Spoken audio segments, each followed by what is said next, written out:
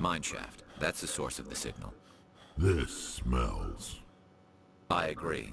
Your probe didn't crash. It was moved here. They may not know what they have.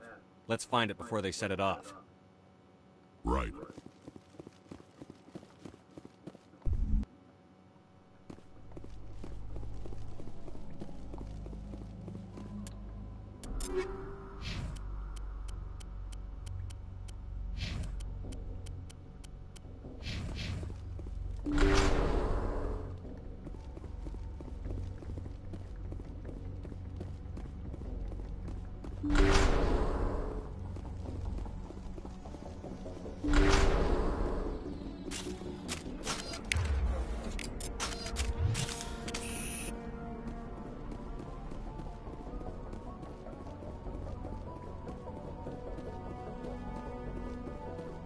Just lead the way.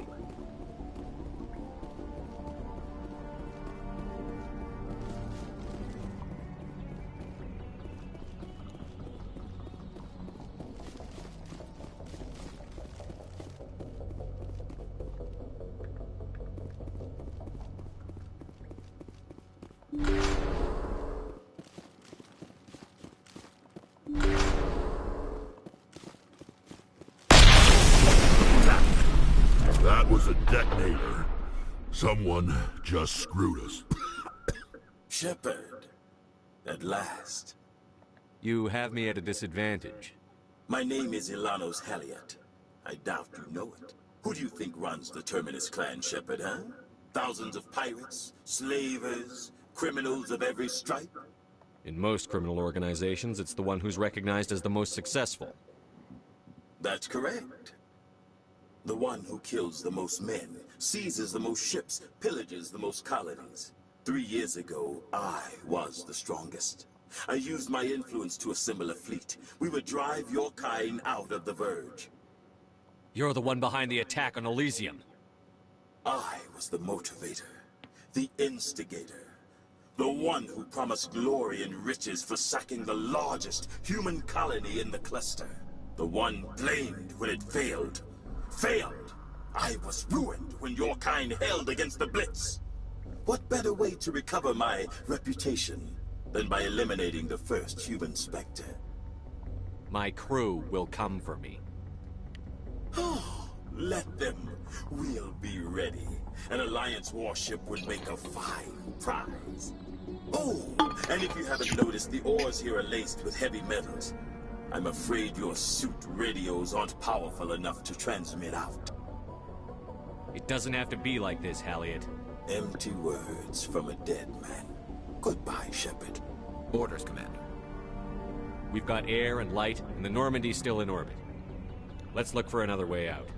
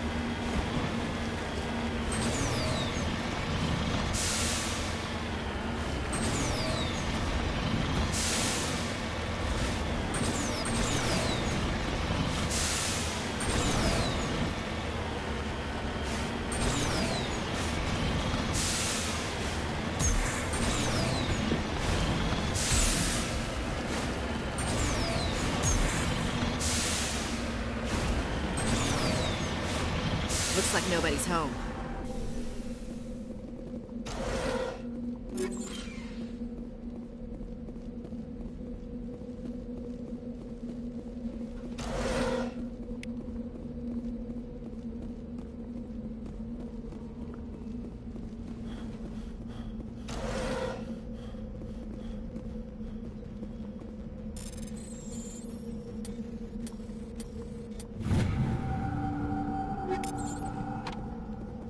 According to these data logs, the survey team unearthed some kind of alien technology.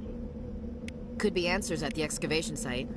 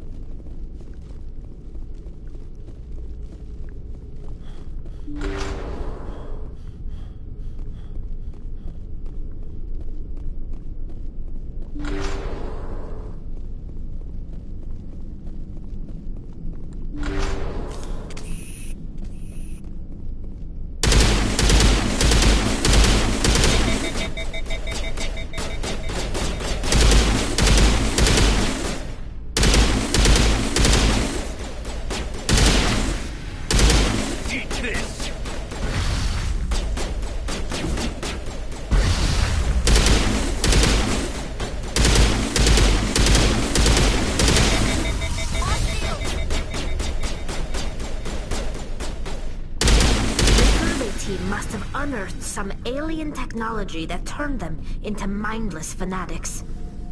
Whatever they found, it's long gone now.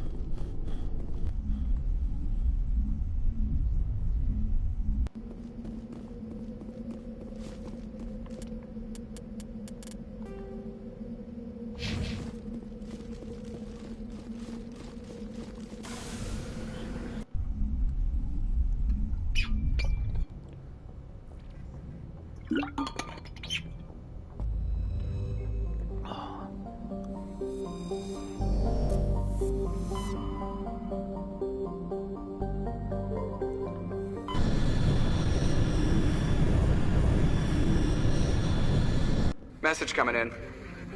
Patching it through. Commander, we've got a situation that requires your expertise. A group of fanatical biotics have kidnapped the chairman of the Parliament Subcommittee on Transhuman Studies. Their freighter sustained damage and is dead in space. Get in there and take them down. What kind of resistance should I expect? The biotics were seen loading equipment into the freighter. Expect traps and combat drones. Nothing you can't handle. What are the biotics asking for? They're L2 biotics, and most of them are suffering major side effects from the implants. The subcommittee denied a request for reparations to all L2 biotics. Apparently they'd like the chairman to reconsider. What's the priority on saving the chairman? Saving him would be my preference, but we must make it clear that these tactics don't work, Commander. Your top priority is to neutralize the biotics. Understood, Admiral. I'll see what I can do. I appreciate you taking the time, Commander. I'm sending you the last known coordinates of the freighter. Good luck. Fifth Fleet out.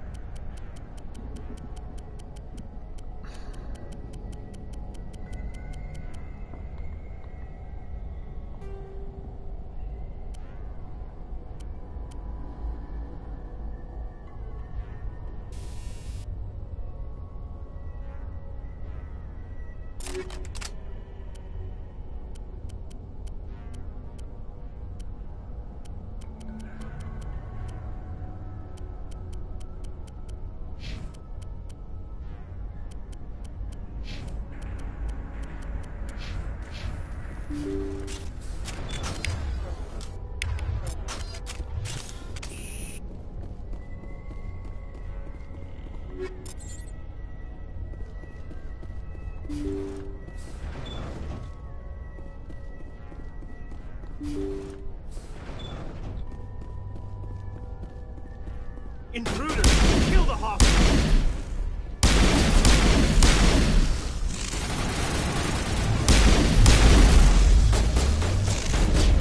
I gotta be more careful.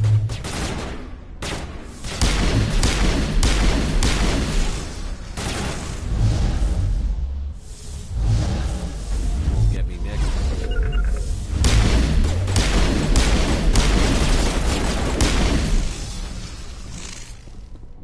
You're good to go.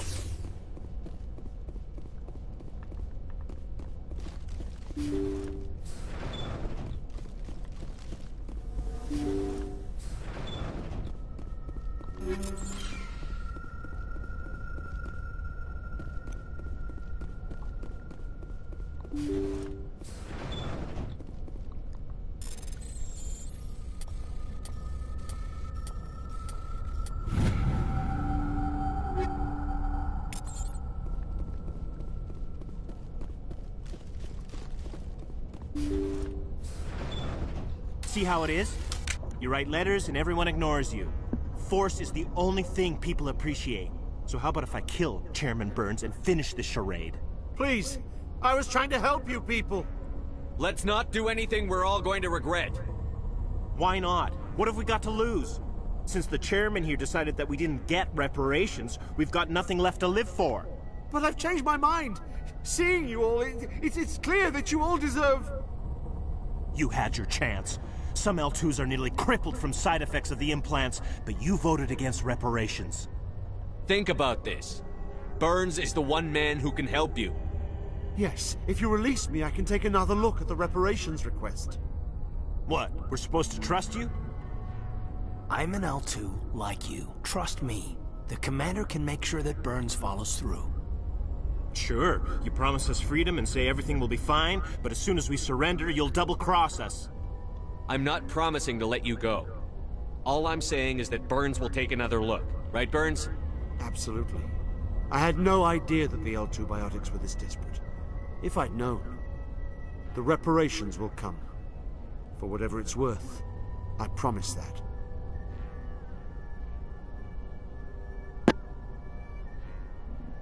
You're right.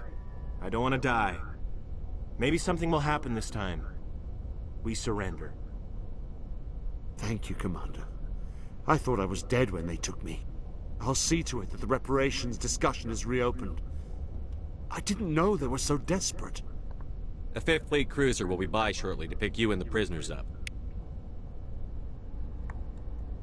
Thank you, Commander. I thought I was dead when they took me. Thank you, Commander. I thought I was dead when they took me.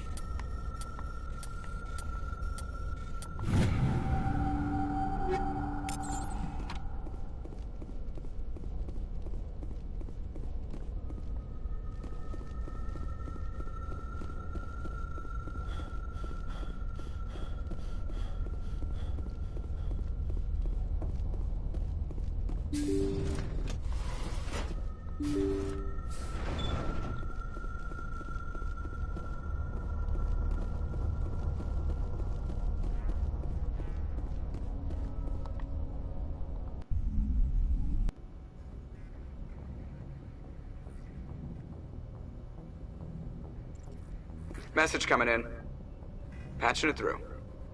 Thank you for dealing with the hostage situation, Commander. Chairman Burns was quite impressed by the way you resolved the situation peacefully. Your assistance above and beyond the formal duties has been noted, Commander. 5th Fleet out.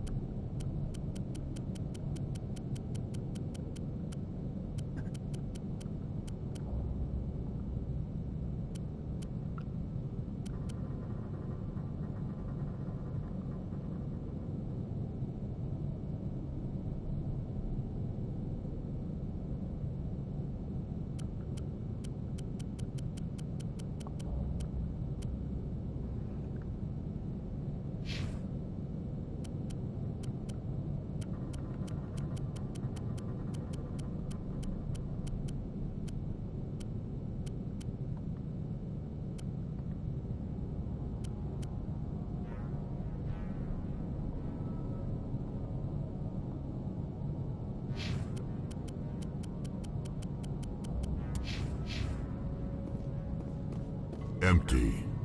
Most of the systems are shut down. It's just running on basic life support.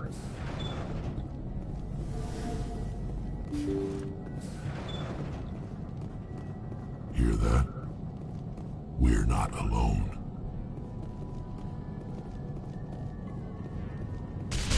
That was no accident. The whole place could be a trap.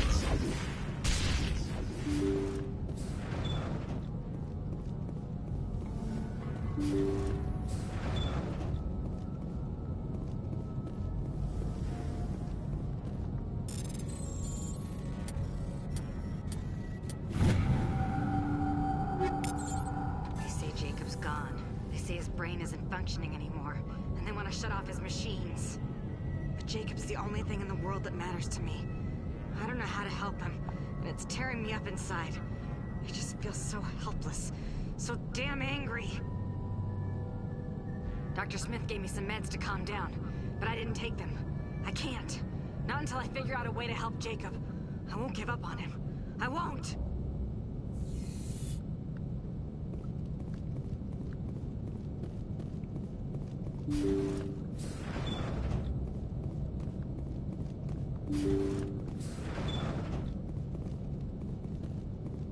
Jacob is showing no signs of brain activity. There's nothing more we can do for him. He wouldn't want to be kept alive by machines, so we're going to disconnect the life support. Dr. Smith is worried about Julia's reaction, though. She can't seem to let Jacob go. The stress is making her implants flare up, causing intense migraines. It'll probably be easier for everyone if we don't tell her until after we shut the life support down. Give her a chance to... Julia, what are you doing here? Why are you...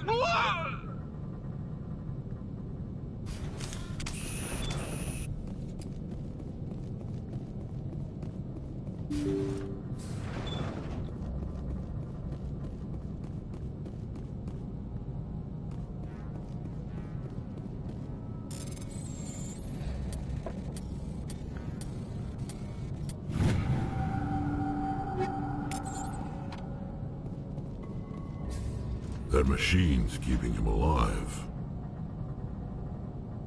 I'm not seeing any brain activity on the readouts. He's dead. This body is just an empty shell. Maybe we should shut the machine down. It's the merciful thing to do. It's your decision, Shepard. But maybe we should wait until we know more about what's going on before we do anything. You did the right thing, Shepard.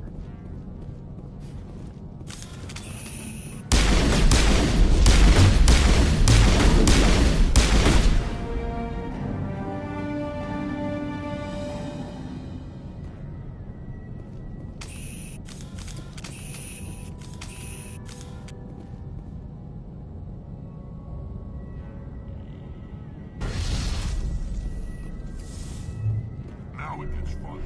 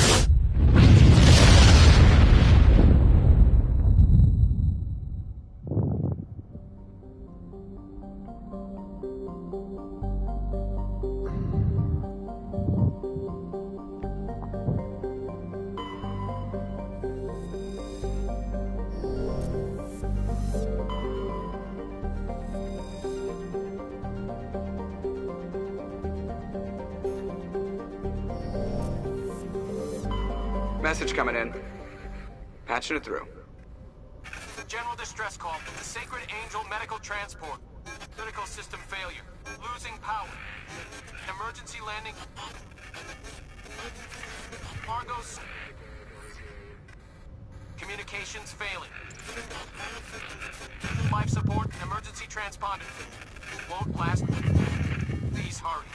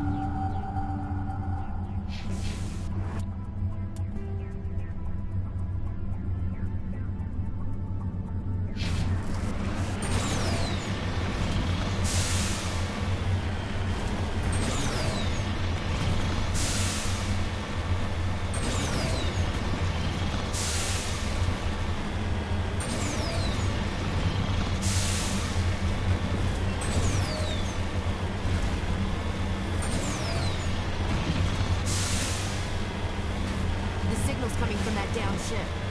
Careful. Got a bad feeling. Damn, it's a trap.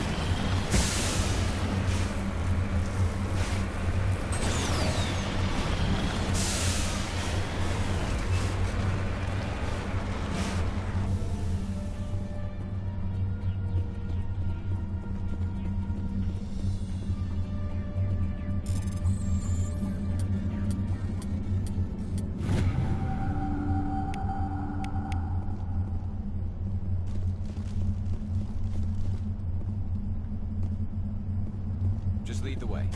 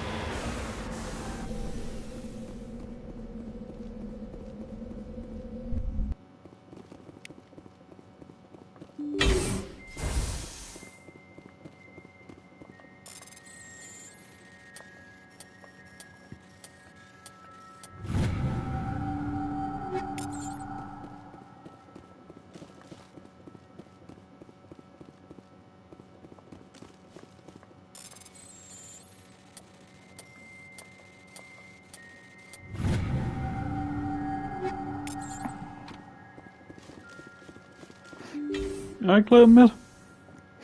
How you doing?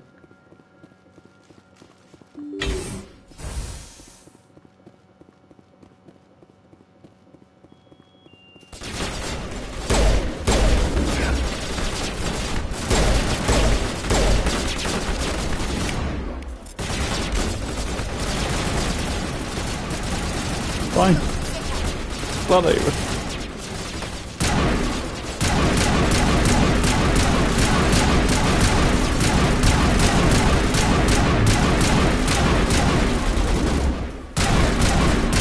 seen Lorient, yeah.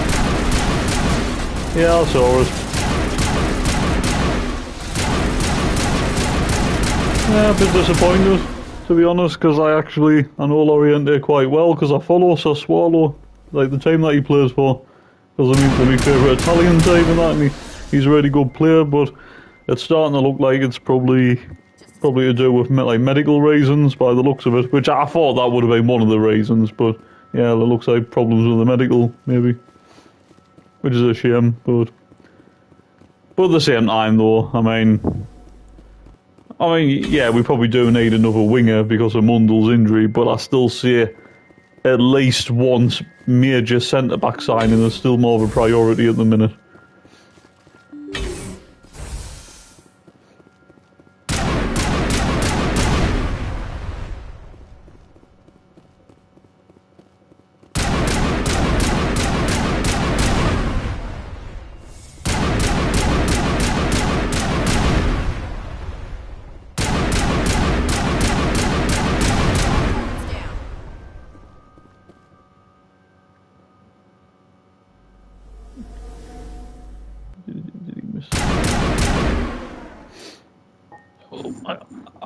I get the chat up and that I go on my phone because the chat's a little bit like crap on PS5.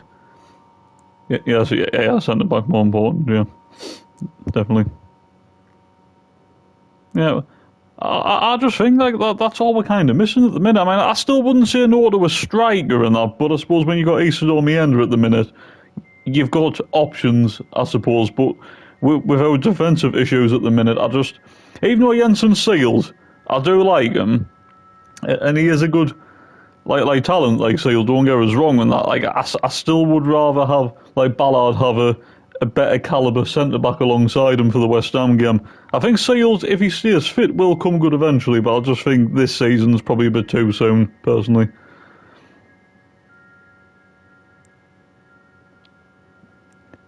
Did he miss that last pre-season game? I'm not actually sure it was. Well, that's the thing of that. When I say I follow like Sassuolo and stuff and that, like I keep up to date like with results and stuff. I don't like follow them like I follow Sunderland, if that makes like sense. And that I usually just sometimes keep an eye on who Sassuolo's like signed and that, or like how the results are and stuff and that. I mean, I'm happy that they got promoted back to Serie A.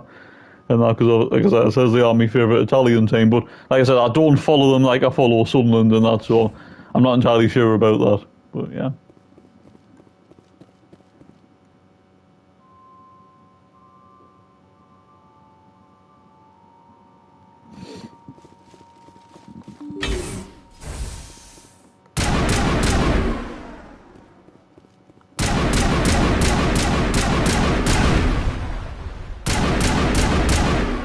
I like Sale, I agree, but don't fancy him in the Prem. I just wouldn't be surprised if we went out on loan.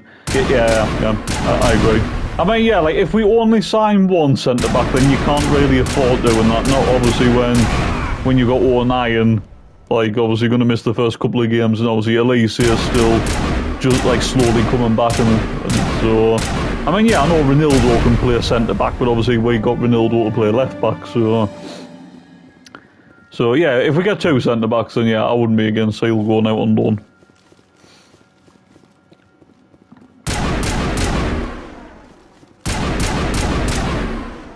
I mean, when it comes to centre backs at the minute, Diakite or Lasumi, like one of them two, or if we were lucky and ambitious enough, both would be fantastic.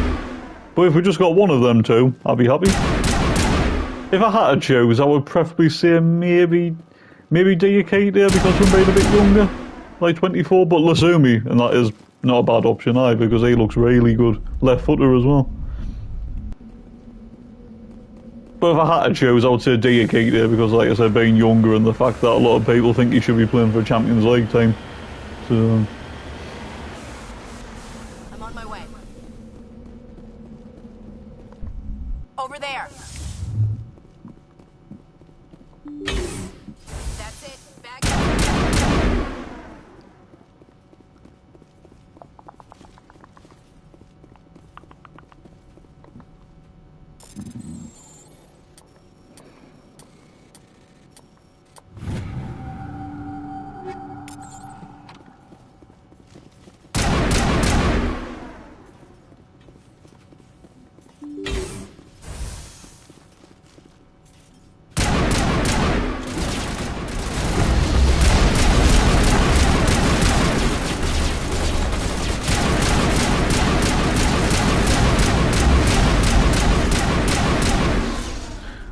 think we'll do is sign one centre-back in the 20-30 million mark who will play it all the time, then bring in another 10-15 million to compete with that. Yeah, I wouldn't be against that.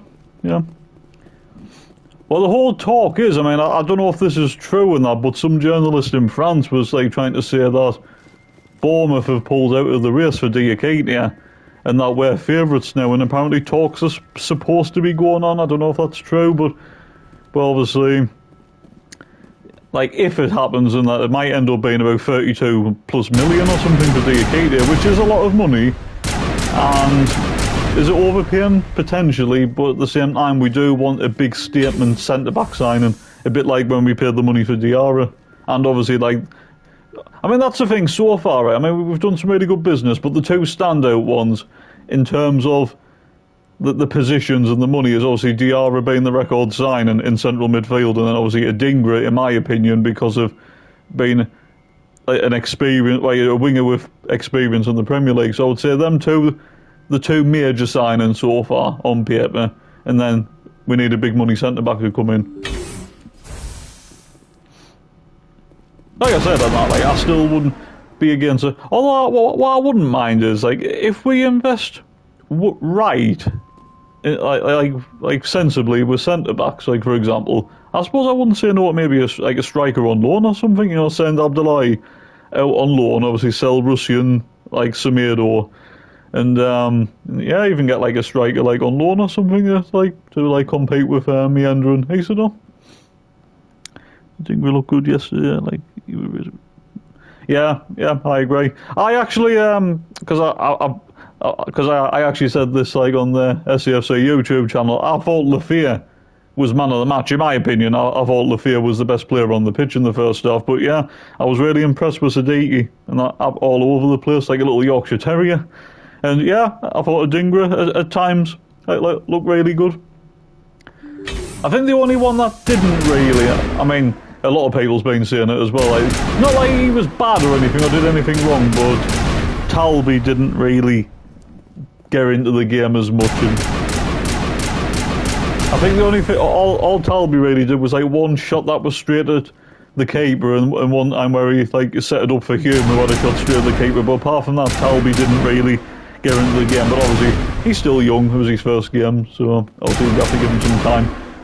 But maybe that's why we do need another winger now, because Adingra's going to be like number one, like playing all the time because of his like experience.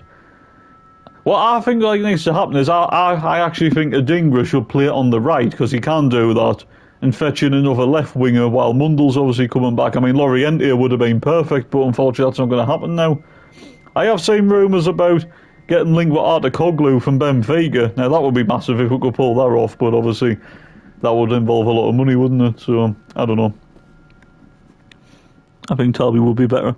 Yeah, I've heard some people say that. Yeah, because sometimes he's at like some of his best games and that, like for Club Brugge, and that's been on the left, hasn't it? So yeah, maybe. Well, yeah, like have them and like. Like get like some, but then again, he's still got Roberts and that. Yeah. Now that you think about it, I suppose we could definitely still do with another winger and that. Even if you only paid about 10-15 million pound or something like for a winger. So.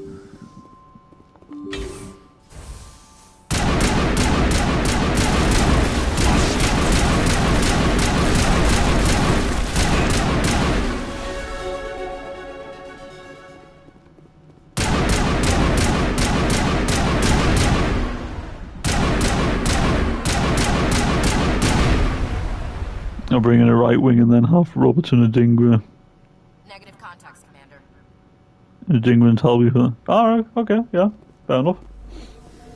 I mean, I can't already say it right now, that I do think Talby will be the one that'll be eased like in and out of the team and stuff. Like he will get game time, but obviously, like yeah, if you are considering for the left, he doesn't get in like ahead of like Adingra at the minute and that. But yeah, we could definitely do with like a right winger and that, obviously, because I mean, yeah, Roberts could get some game time, I suppose, but obviously, I'm not really sure about Roberts. You know, like consistently in the Premier League and that, just a squad option really.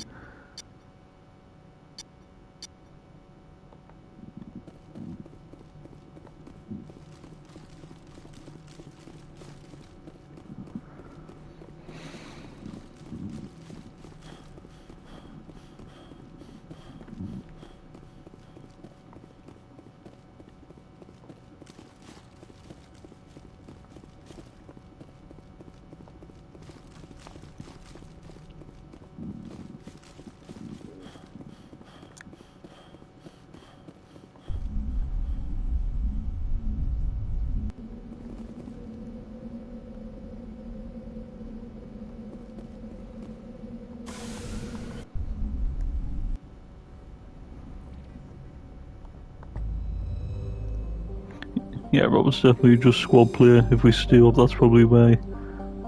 Yeah, exactly, and that, like, obviously you keep him around and that just in case off the off chance something does. I mean, yeah, if you go back down, obviously Roberts can do a job in the championship, but I mean, I can say that with a few players, to be honest. I mean, in a way, it's like Dan Neil, for example. I could potentially say that with him. Like, yeah, if Dan Neil doesn't go this season, fair enough, but if we stop up and we keep progressing and stuff, Dan Neil's one I could potentially see leaving eventually.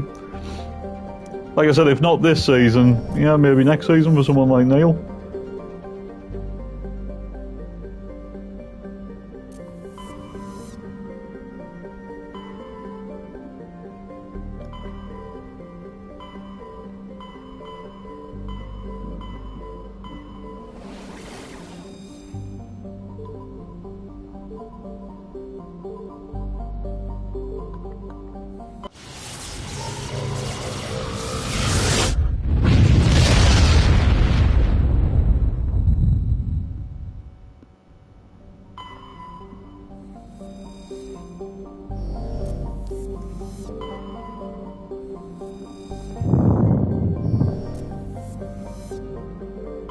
Commander, I'm picking up a signal from the planet's surface.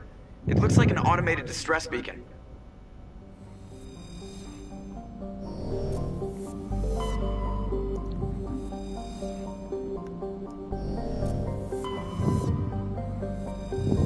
Yeah, could see a world where Neil's a new contract will keep him around past. Yeah.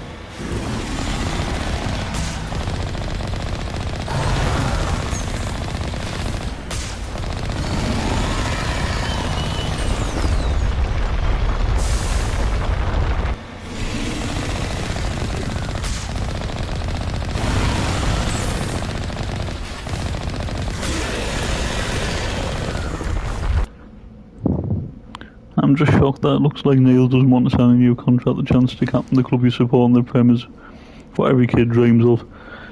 Maybe it could be a situation of maybe like I mean, yeah, everyone's obviously like getting like the wages like, you know, like increased because of like getting promoted. But could it not be a case of maybe Neil wants more than what the club actually think he's done and like worth in terms of wages and that?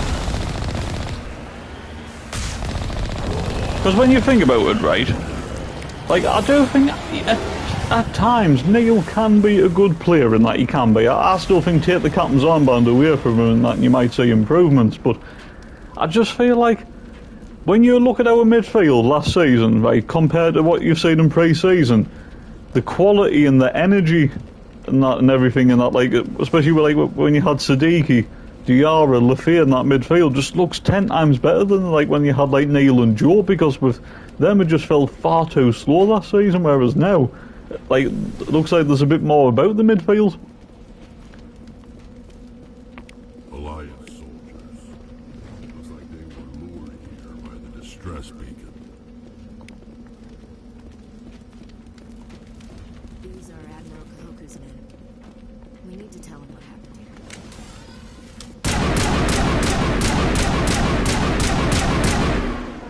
I had a rumour that Neil wants a lot of him. I wouldn't be surprised if that's true. Yeah, I wouldn't be. I wouldn't. Like I said, I wouldn't be surprised.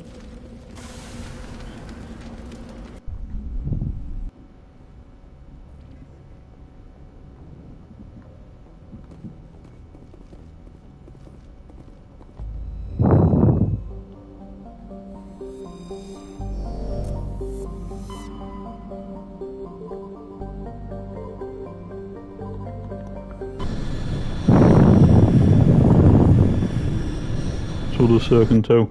The problem with Sirkin though is injuries, and that's a problem. That he will not like stay fit for a full season, which is proven in that because he keeps having this ongoing hand issue. But you know, even if he didn't have this whole like hand wrist woman like issue and that, he would still pick up an injury throughout the season.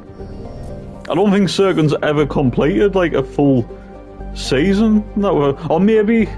Did he manage to like make through one seat?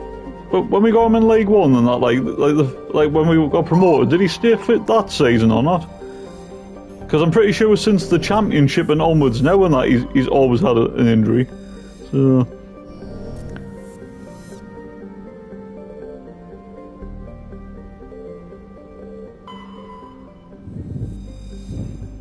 his wrist the reason that stopped him. So yeah, yeah.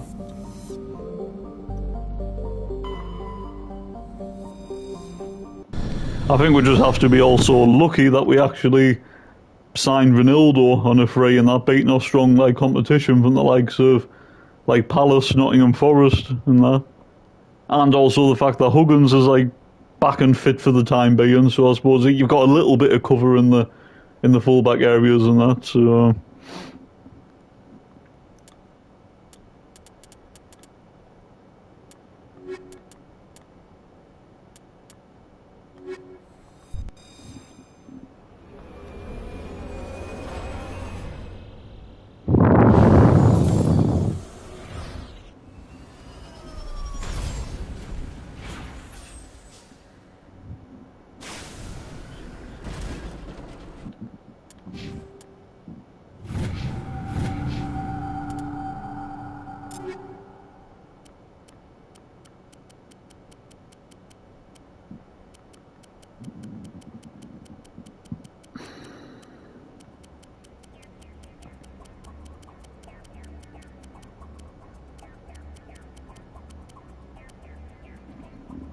I still think he picked up injury.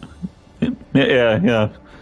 Just couldn't actually remember. But then again, though, I don't think like he was out for long as what he has been, like, you know, like Championship and onwards and stuff. Like, yeah, like obviously, like you're probably right. He still probably like picked up injuries even when we had him in League One for that one season. But I don't know. It just seems like Championship and onwards. At any time he picks up an injury, he's out for like a long time, like a real long time.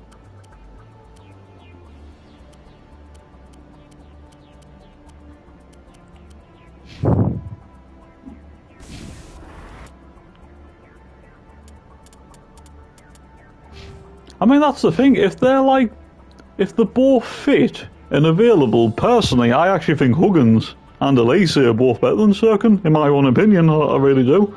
Yeah, like Sirkin does offer a goal threat going forward, and that is something that he does have that like Huggins and Elise don't have. But just defensively and a little bit of composure and stuff, I just feel like Elise and Huggins are just better, like as defenders, than what Sirkin is personally. And I like Sirkin, don't get us wrong, but I just prefer Elise and Huggins when they're fit.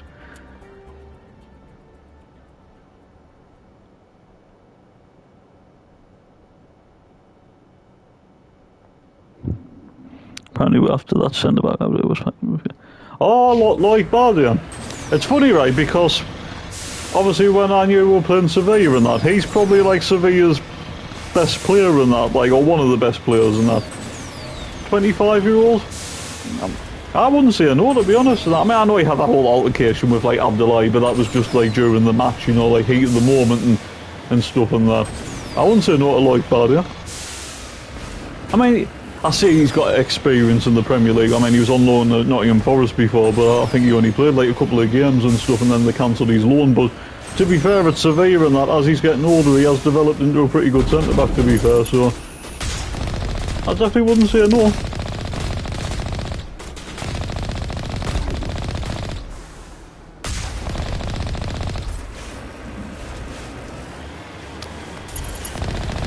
I think he was linked with like Liverpool before at like one point, but obviously like nothing like happened or anything in that. But I mean, if you look at the transfer market, he is the most value. He is the highest value player at Sevilla, worth about like 25 million euros. But Sevilla, well, that's the thing with like someone like Loic Bardia, or if you're looking at anyone from Sevilla, you could probably get them cheaper than what they actually are, because Sevilla have actually got a lot of financial problems. That's why they're not the way they used to be. So I don't know, I suppose maybe a cheeky little bit of just under 20 mil and that, and you might get lucky, I don't know. I like at least say that the big problem, he can't stay fit for more than 10 games, and for that reason, if he got an offer. Yeah, I say where you're coming from, yeah. But I suppose in a way you could say that about a lot of how like defend like fullbacks, apart from like Hume, and that, I mean, you could say that about like Huggins in a way, you could say that about Sergen as well, and that it's like Trey Hume's like the only one that's not injury prone. The only time you ever want to lose Hume, and that is a suspension, and that's just for picking up yellow cards, or maybe the odd red card, but like that's it. Yeah, I don't think like Hume's hardly had any injury since he's been here.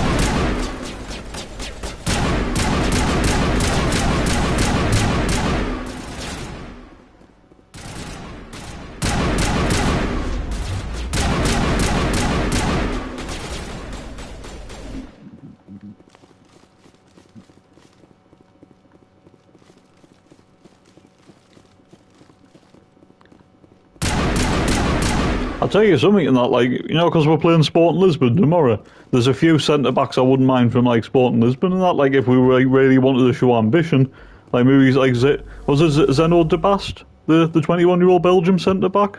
I think he's pretty talented, he would fit right in. Or even Eduardo Quaresma, the 23-year-old Portuguese centre-back, I think he'd be, like, decent and that, so... Yeah, well, when we're playing like the team, like the likes of your Sevillas and your Sporting Lisbons, I think we should be having a look at some of their players, like, to be honest.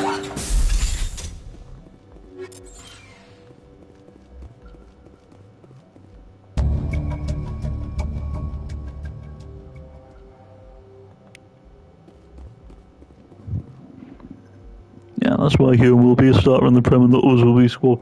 Yeah, that is true.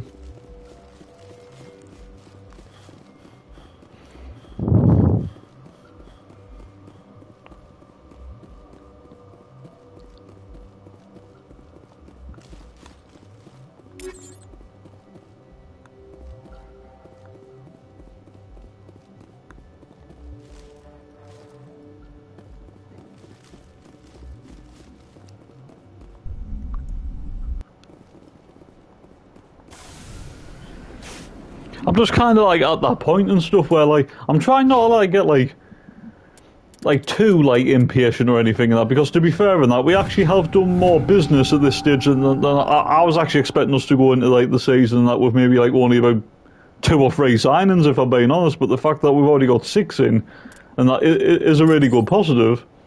But it's just, you want to start hearing about centre backs. That you really do, and that's the only thing that's kind of driving us crazy at the minute. Like I said, I can handle not signing the striker before the West Ham game, because I think we could be okay for maybe the first couple of games, but we've got to get a centre-back in, we have to.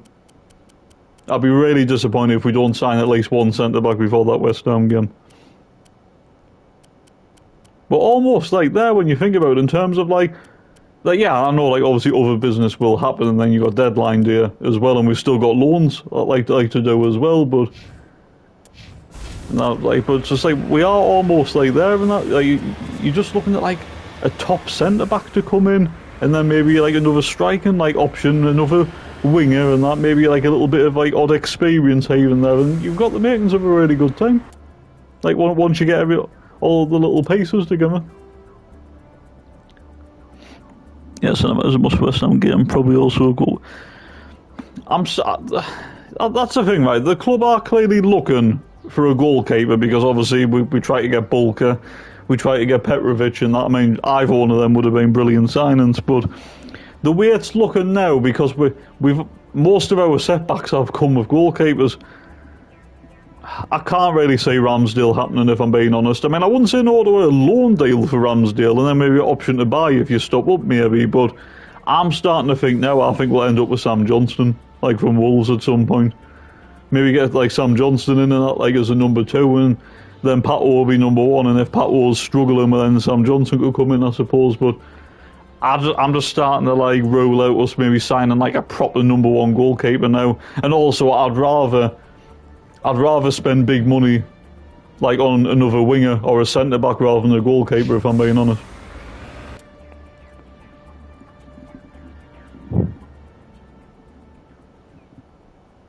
Because we're at that stage in that where we spent like over 100 million. So how much have we probably got left to spend when you think about it? I mean, I know we could probably spend over 200 million, but I'm just like guessing maybe you've still got about maybe 70, 80, maybe 90 million like left to spend. And like we says, we could potentially spend about 20, 25, 30 plus million on a centre back. So yeah, I don't know. If we sign Johnson, I've got it. I mean, to be honest, Sam Johnson for me and that, like, as a shot stopper and that, he's not bad, but his kicking and distribution's actually probably worse than Patterson, and that's saying something, to be honest, and that. So yeah, I think Patterson's going to be our number 1 this season. I really do. I just can't see us bringing in a big money goalkeeper now. I really can't. I wouldn't be against it, but I just can't see it now.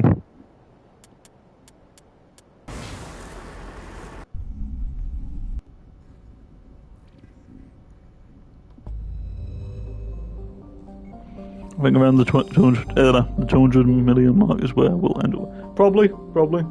I can definitely say that.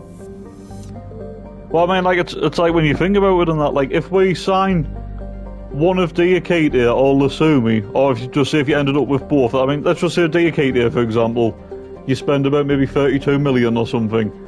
That'll get you close to, like, over, like, 150 million. And that, I mean, Lasumi, maybe about, like, probably around about, like, just under 25 million or something. So yeah, once you sign a big money centre back, then you're pretty much like halfway at like 200 million. So yeah.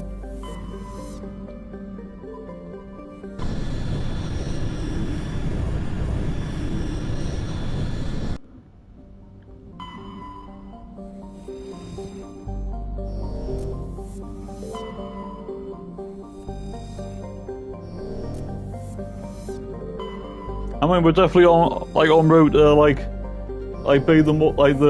spend the most money of a newly promoted side. I mean, Nottingham Forest have the record, which I think, what was it, 130, 140 million that Forest spent that season when they came up. I mean, I know they signed about 40 odd bloody players and that, like, altogether, but I think they spent about 130, 140 million. So technically, all it takes for us is to sign a big money centre back, and then we've pretty much gone broke that.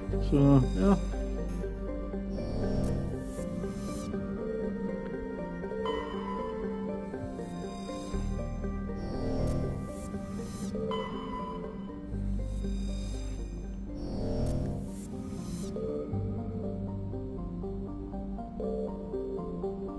See another 6, goalkeeper, 2 centre-backs, central midfield and a striker, maybe right back, if they don't think Huggins will make. Yeah, maybe. Well, that's the thing, I mean, I suppose you still can't completely rule out Granit Xhaka at the minute.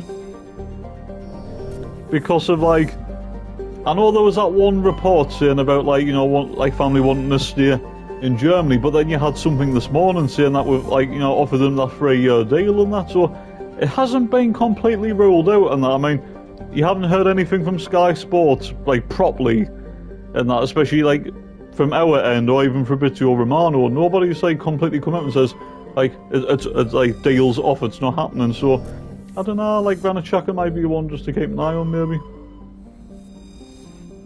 Definitely see 1 or 2 of them being loans off Rays. Yeah. Maybe.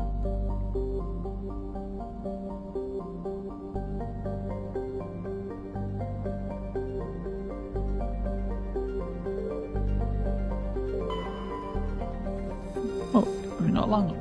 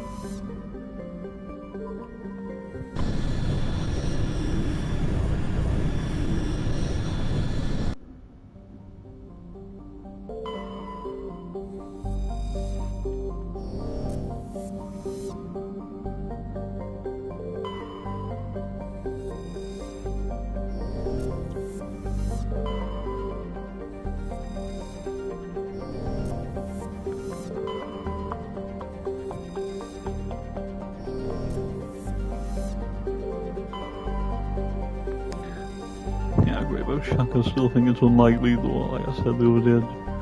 Do they want another midfielder because they think Neil's going on? I don't know. Or that we are going to lose Diarra and Siddiqui, like for a bit as well, aren't we? So, I mean, yeah, like, it's still not as major and as important right now as getting a centre back, but as the season goes on and that, you could definitely do with, like, another, like, midfielder. And it's funny how the two central midfielders that have been linked in, but there again, if you get, like, Anguissa and that, you're kind of defeating the purpose. I mean, I wouldn't say no to Anguissa from Napoli, but the problem is with him is you would lose him. You know, like, because obviously being a Cameroon international. So, that's why I think Granit Xhaka would be perfect. Like, yeah, I know he turns 33 in September and that, but I still think he's got about 2-3 years left in him. So, like, he'd be the perfect, like, experience to have.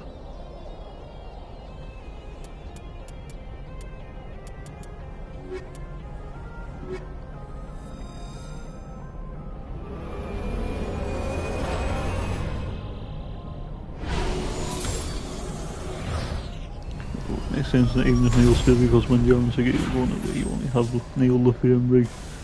Yeah. Yeah, I'm definitely saying Brown going.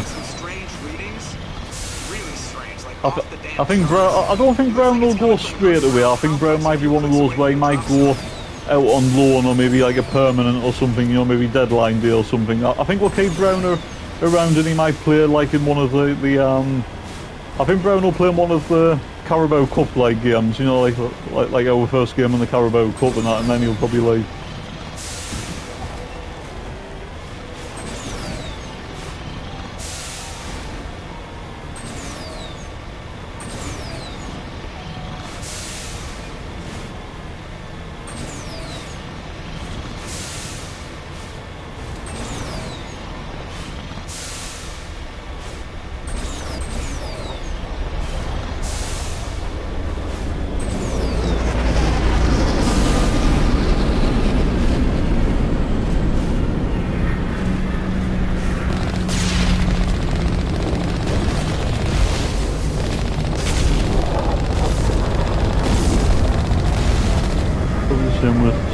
If they're going to leave, see that, yeah. I mean, if we don't sign another full-back and that, I think Huggins will stay for at least this season. That's if they don't fetch like another full-back in that. I could potentially see Huggins maybe staying, but yeah, like we says, if we get at least 2 centre-backs in, then obviously, yeah, you might as well loan Sealed out.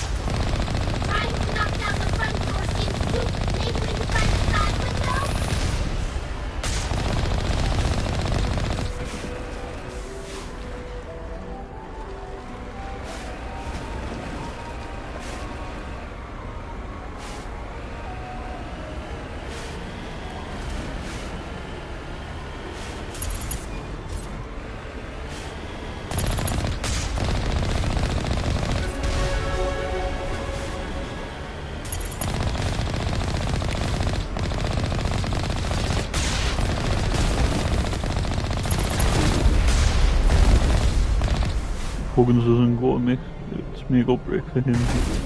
Last year his contract, yeah. Well, yeah, it's just going to come down to try and stay fit. If you stay fit, then you might have a chance, but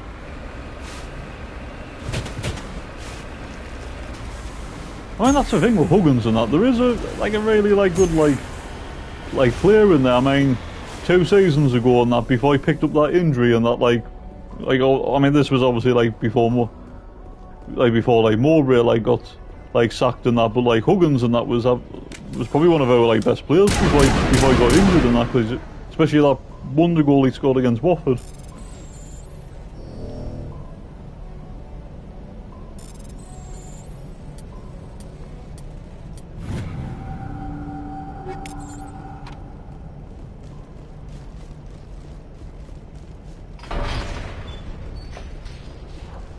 I will say one thing, right, and this might be a little bit controversial, because I know, I mean, I was expecting him to leave at some point, but just say if we don't sign, another central midfielder, I think they might end up keeping Triantis just for this season, or at least until January. If we don't sign anyone in the summer, I could actually see Triantis maybe hanging around for a bit. Even if it is just on the bench and that, and just for the cup games. Because it's funny how Triantis has been. He's gone on proper pre-season tour and that to Portugal, whereas the likes of Ekwa, Pembelia, and that Russian Paveda, all them haven't, but Triantis has. So there might still be a future for Triantis, maybe. There might be.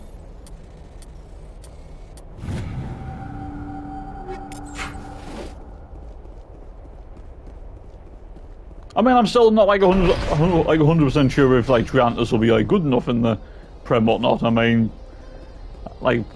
you're probably leaning more towards probably not, but I don't know. I could see him maybe hanging around for a little bit.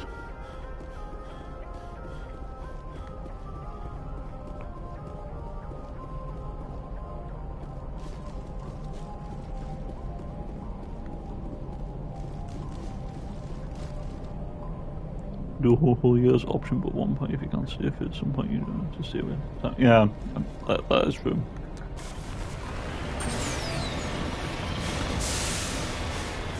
So I expect Triantis to leave, but personally he wants to play regular because he getting Australia. Yeah, I suppose so.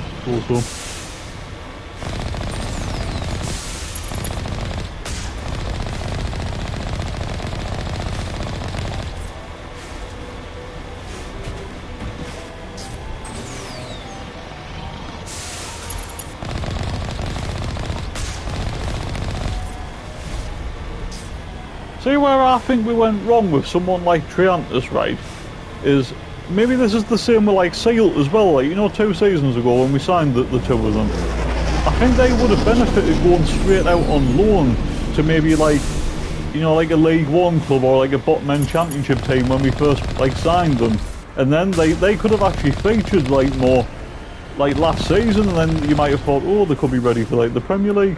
No, I think that's where we might have went wrong with Triantis and Seal by not loaning them out when we first signed them, because there were I know Seal played a few games in his first season with us, but Triantis I think he only played that 1 game and we had the injury crisis at the back. But yeah, I think they should have both went out on loan straight away for me.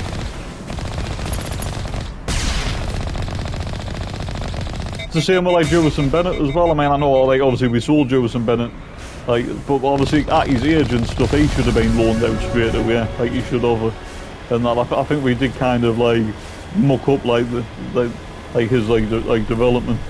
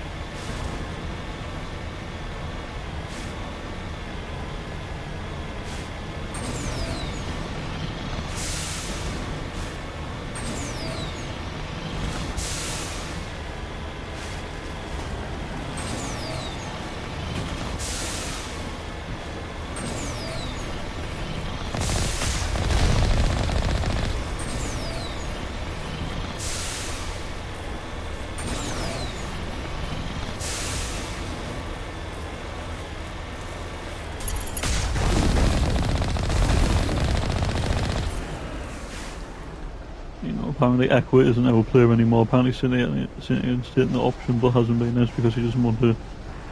Oh, yeah, I heard about that. Yeah, it's like the whole thing where they had to trigger, like he made so many appearances, so they had to trigger like the option to buy, didn't they? But obviously, because Saint Etienne got relegated back to Ligue 2, he doesn't want to play in the second tier of French football, so he's like still hanging around here and that. So yeah, like Equa will only officially get confirmed as leaving Sunderland once he joins another team, even though, like he says, he's not even ours anyway. So yeah, it's a little bit strange, that one, but yeah, I heard about that. The thing is, Equa's like a funny one on that, because there is a player in there, like Equa and that, there is talent. And he has like the attributes where he could play in the Premier League, but the problem with Equa is it's not really like that. He hasn't got like a bad attitude or anything like Equa and that. The biggest problem with Equa, like I think, is laziness. You know, like sometimes he will give it like 100%, but then like some games he'll just go absolutely like missing in that.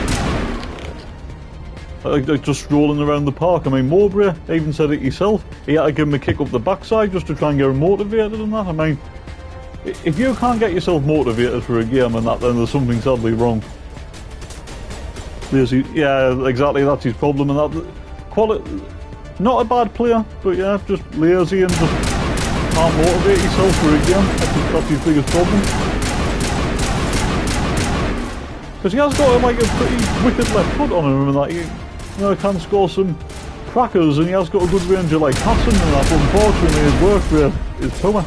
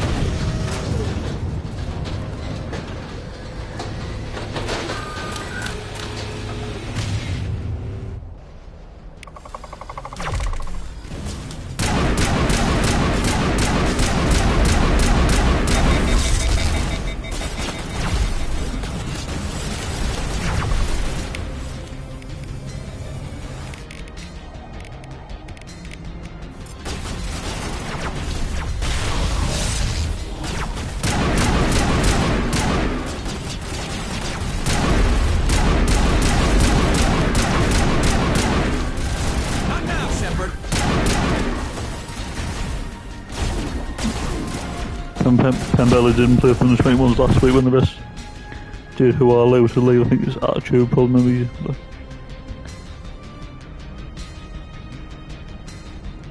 Yeah, like Pembella and that. I mean, it was a little bit exciting when we first signed him, because obviously he had played a couple of games for like PSG and that, and he was highly rated. But yeah, he's clearly got an attitude. I just don't think he ever wanted to be here, to be honest.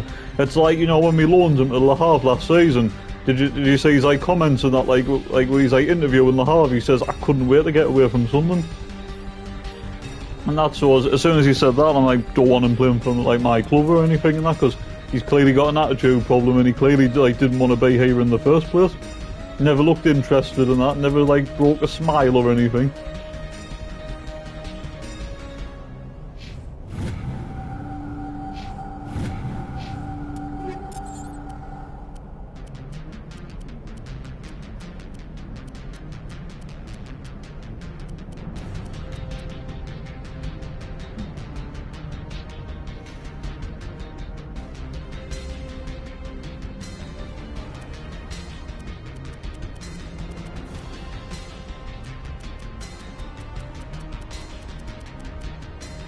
Honest question, has he even came back? I don't think they've said. No, I don't think so. Like, that's the whole thing in that, I mean... Like, I know, like, obviously, like, yeah, like, Equa's, like, still hanging around, but I've never seen pictures of Equa, I've never seen pictures of Pembelia, and it's just the likes of, like, Giamattetia, like, Paveda, like Russian, it's like, even Samirdo. I mean, Samirdo's got a shocking, like, attitude and that himself, but I suppose at least Samirdo's actually, like, still here with the under, like, 21s until he actually leaves, I suppose, and that's, so I suppose I'll give him credit for that, even though he's got a shocking attitude and he's a lazy sod himself. I mean, that's the thing with Samir though, right? I think everyone just got excited and that, like, Academy, but yeah. Everyone got excited when we signed, like, Samir though.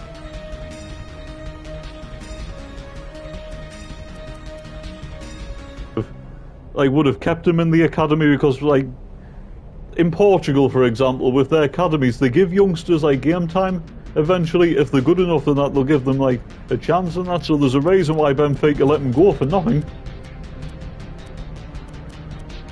Yeah, he scored a couple of goals in pre-season and that before, but that means no. But does that tell you how bad Pembe's attitude is? Just not being professional or anything. Basically, Pembelia thinks he's better than everybody else, like, with that kind of attitude, and that's something that you just don't want. I mean, it's like Oshish, like for example, and that. I mean, I know sometimes Oshish might have come across, like, not like a really bad attitude or anything with Oshish and that, but, like, maybe sometimes he might have, like, come across, like, a little bit put out because of the lack of game time, but at least he's still trained hard, he still, like, got on with the job and, like, everything, like, you know what I mean?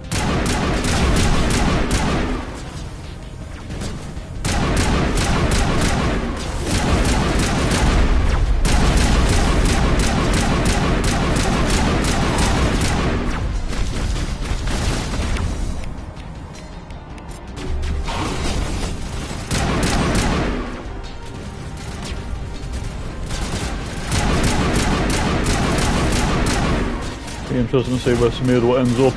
It'll be somewhere average, I'll tell you that. The fact that he couldn't make it with Juventus's, like, development team just tells you everything. I mean, what was his record? Didn't he only score about, like, 2 or 3 goals or something, and that's for the Juventus, like, development team? That's bad. That's really bad, that. I wouldn't be surprised if he ends up, like in a poor league or something, or if he ends up, like, in the second tier of Portugal or something. Wouldn't be surprised.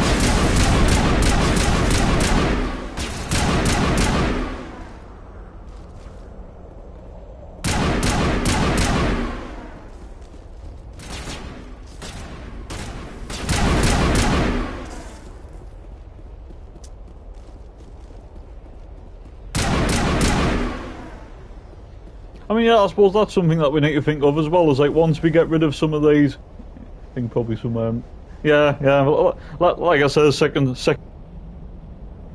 Christ, he's not even good enough to play for, like, the lower league teams in the Portuguese Premier League. He'd be in the second tier or something if he's lucky.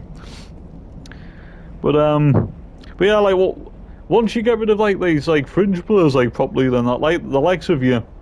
I mean, yeah, I know that Equa's, like, pretty much already gone anyway, but, like, Equa, Pembelia, like, Mattetia, like, Russian, and all that, Joe Anderson, for example, as well. But once you get rid of, like, all these players and that, you will make a little bit of money. I mean, I know it's not much, really, and that you'd be lucky, like, for all of them if you got, like, close to, like, just over 5, like, million or just under 10 million for all that lot, but I suppose it would help with wages. And that, like, obviously for potential new signings once you do get rid of them, so. I think Paveda, Anderson, and Mattetia probably League 1 or 2 in Pembelia, but somewhere in France, Russian, yeah, definitely. Well, that's the thing, Abdullah Bar didn't even do that well when he went on loan to Dunkirk last season, and that, I don't even think he hardly played. I think he was stuck on the bench most of the time.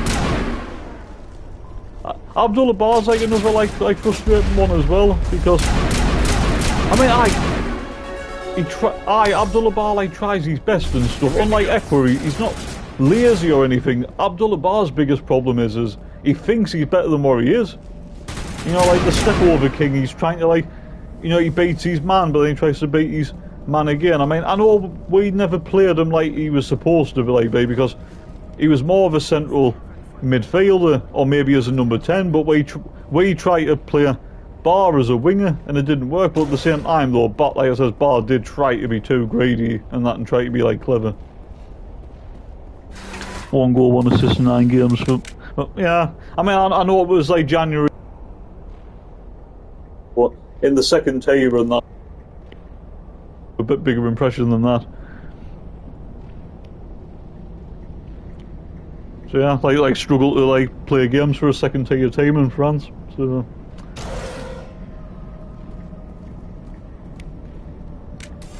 I mean, with Pembele, I suppose you couldn't rule out him maybe going back to like Le Havre or something on a permanent maybe. But Abdullah Bar and that, he'll end up in the second tier of France.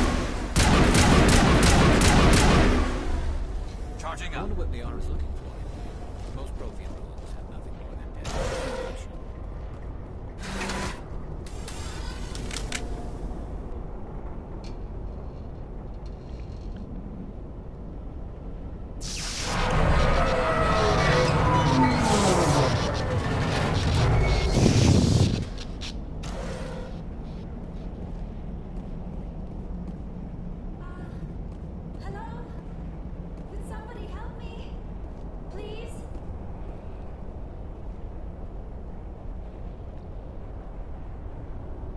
Can you hear me out there? I'm trapped. I need help. Are you okay? What happened to you? Listen, this thing I'm in is a Prothean security device. I cannot move, so I need you to get me out of it, all right? How'd you end up in there? I was exploring the ruins when the Geth showed up, so I hid in here. Can you believe that? Geth beyond the veil! I activated the tower's defenses. I knew the barrier curtains would keep them out. When I turned it on, I must have hit something I wasn't supposed to. I was trapped in here. You must get me out, please! Your mother is working with Saren. Whose side are you on? What? I am not on anybody's side. I may be Benezia's daughter, but I'm nothing like her. I have not spoken to her in years. Please, just get me out of here.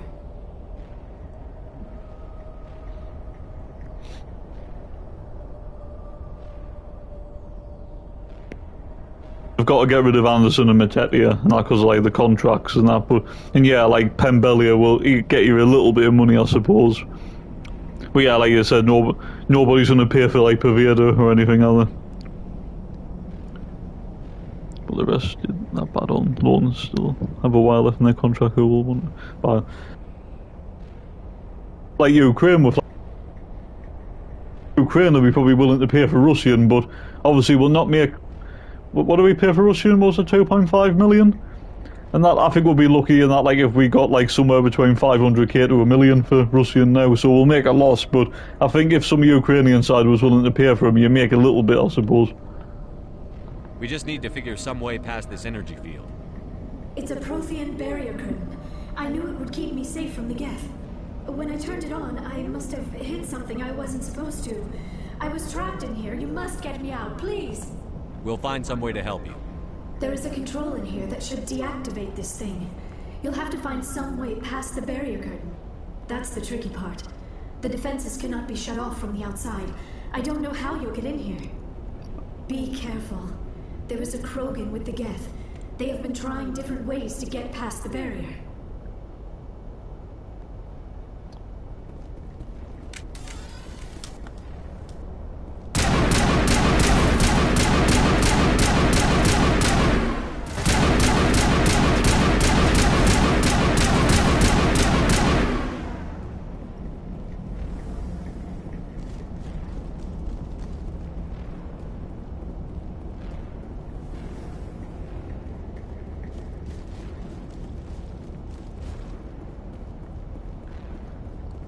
I think I could definitely see someone buying Matetia and that, because Matetia's not a bad player, I suppose.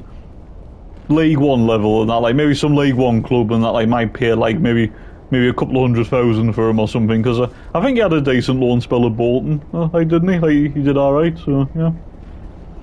Yeah, 2.5 million. Yeah, probably right with Russian Navy, Ukrainian side. Pays anything for him. You just set Samiro, for example, so that's free, doesn't he? Yeah. Because of like Samiro's like age, right? I think we might.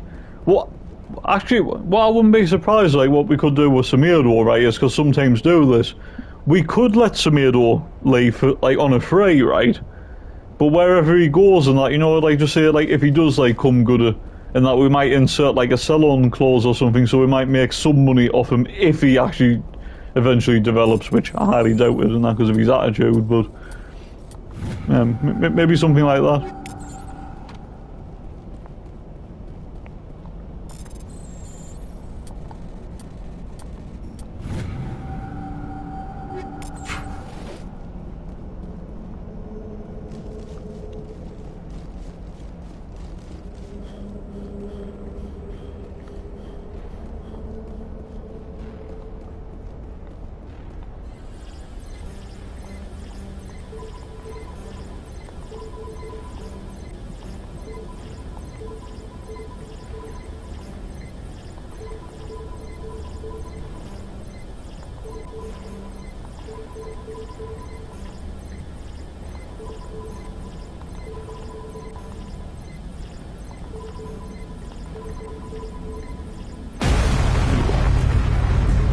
Probably ends up could have sailed Blackpool, maybe back to Plymouth for a team that you would think. Yeah, I mean, yeah, like he's definitely good enough like to play for like a top 6 side in League One. I mean, to be honest, I didn't really mind Jay Matete. I actually thought the few times he actually made a couple of appearances in the Championship, I actually thought he didn't do too bad, like, to be honest. But obviously, yeah, like he's not good enough for the Premier League, of course not. But I think he's just one of those players that didn't really get much of a chance like when he was here.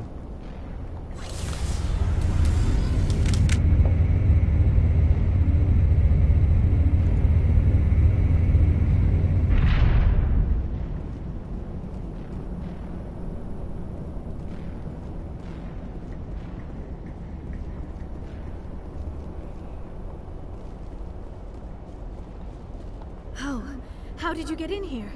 I didn't think there was any way past the barrier. We have to get you out of here before more Geth arrive. Yes, you're right. I've seen enough of yeah, that is true. He had a couple of injuries as well. Yeah. I might be wrong, but didn't we sign Matete injured? Like, he didn't actually make his debut straight away, did he? I'm sure we signed him like either injured or he just like come back from an injury or something, so he wasn't fully fit or something. I'm sure it was Matete. At least I think it's an elevator. It should take us out of here. Come on. I still cannot believe all this. Why would the Geth come after me? Do you think Benezia's involved? Seren's looking for the conduit. You're a Prothean expert. He probably wants you to help him find it. The conduit? But I don't know. What the hell was that? These ruins are not stable. That mining laser must have triggered a seismic event. We have to hurry. The whole place is caving in. Joker, get the Normandy airborne and lock in on my signal. On the double, mister. Aye, aye, Commander. Secure and away. If we signed him on deadline days before both came on at this. He needs to move faster. Yeah, I mean, like he was actually like that, wasn't he? Like he was confirmed just before Devore was, wasn't he? But yeah, I remember that Doncaster game. Yeah, bloody 2-1, wasn't it? From Doncaster. I think Corey Evans scored that day, didn't he? Like in stoppage time, like for consolation. I can't believe I actually remember that as well. Everyone excited to see Defoe and that, but right. Surrender, or don't.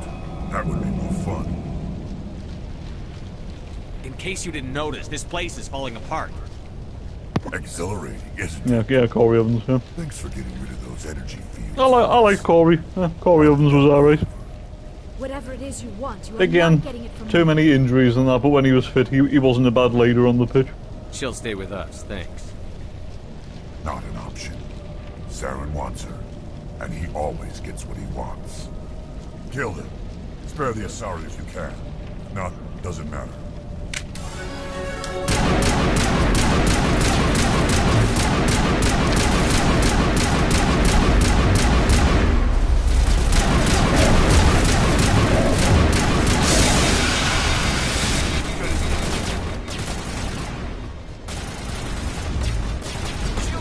Using on the last season, help Logan get back to Leg 2. Oh yeah, Coriolis,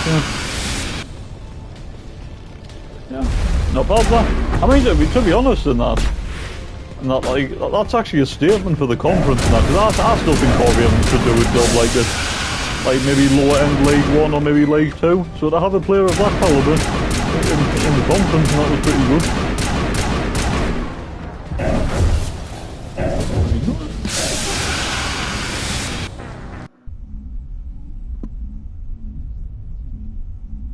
Kill him. Spare the Asari.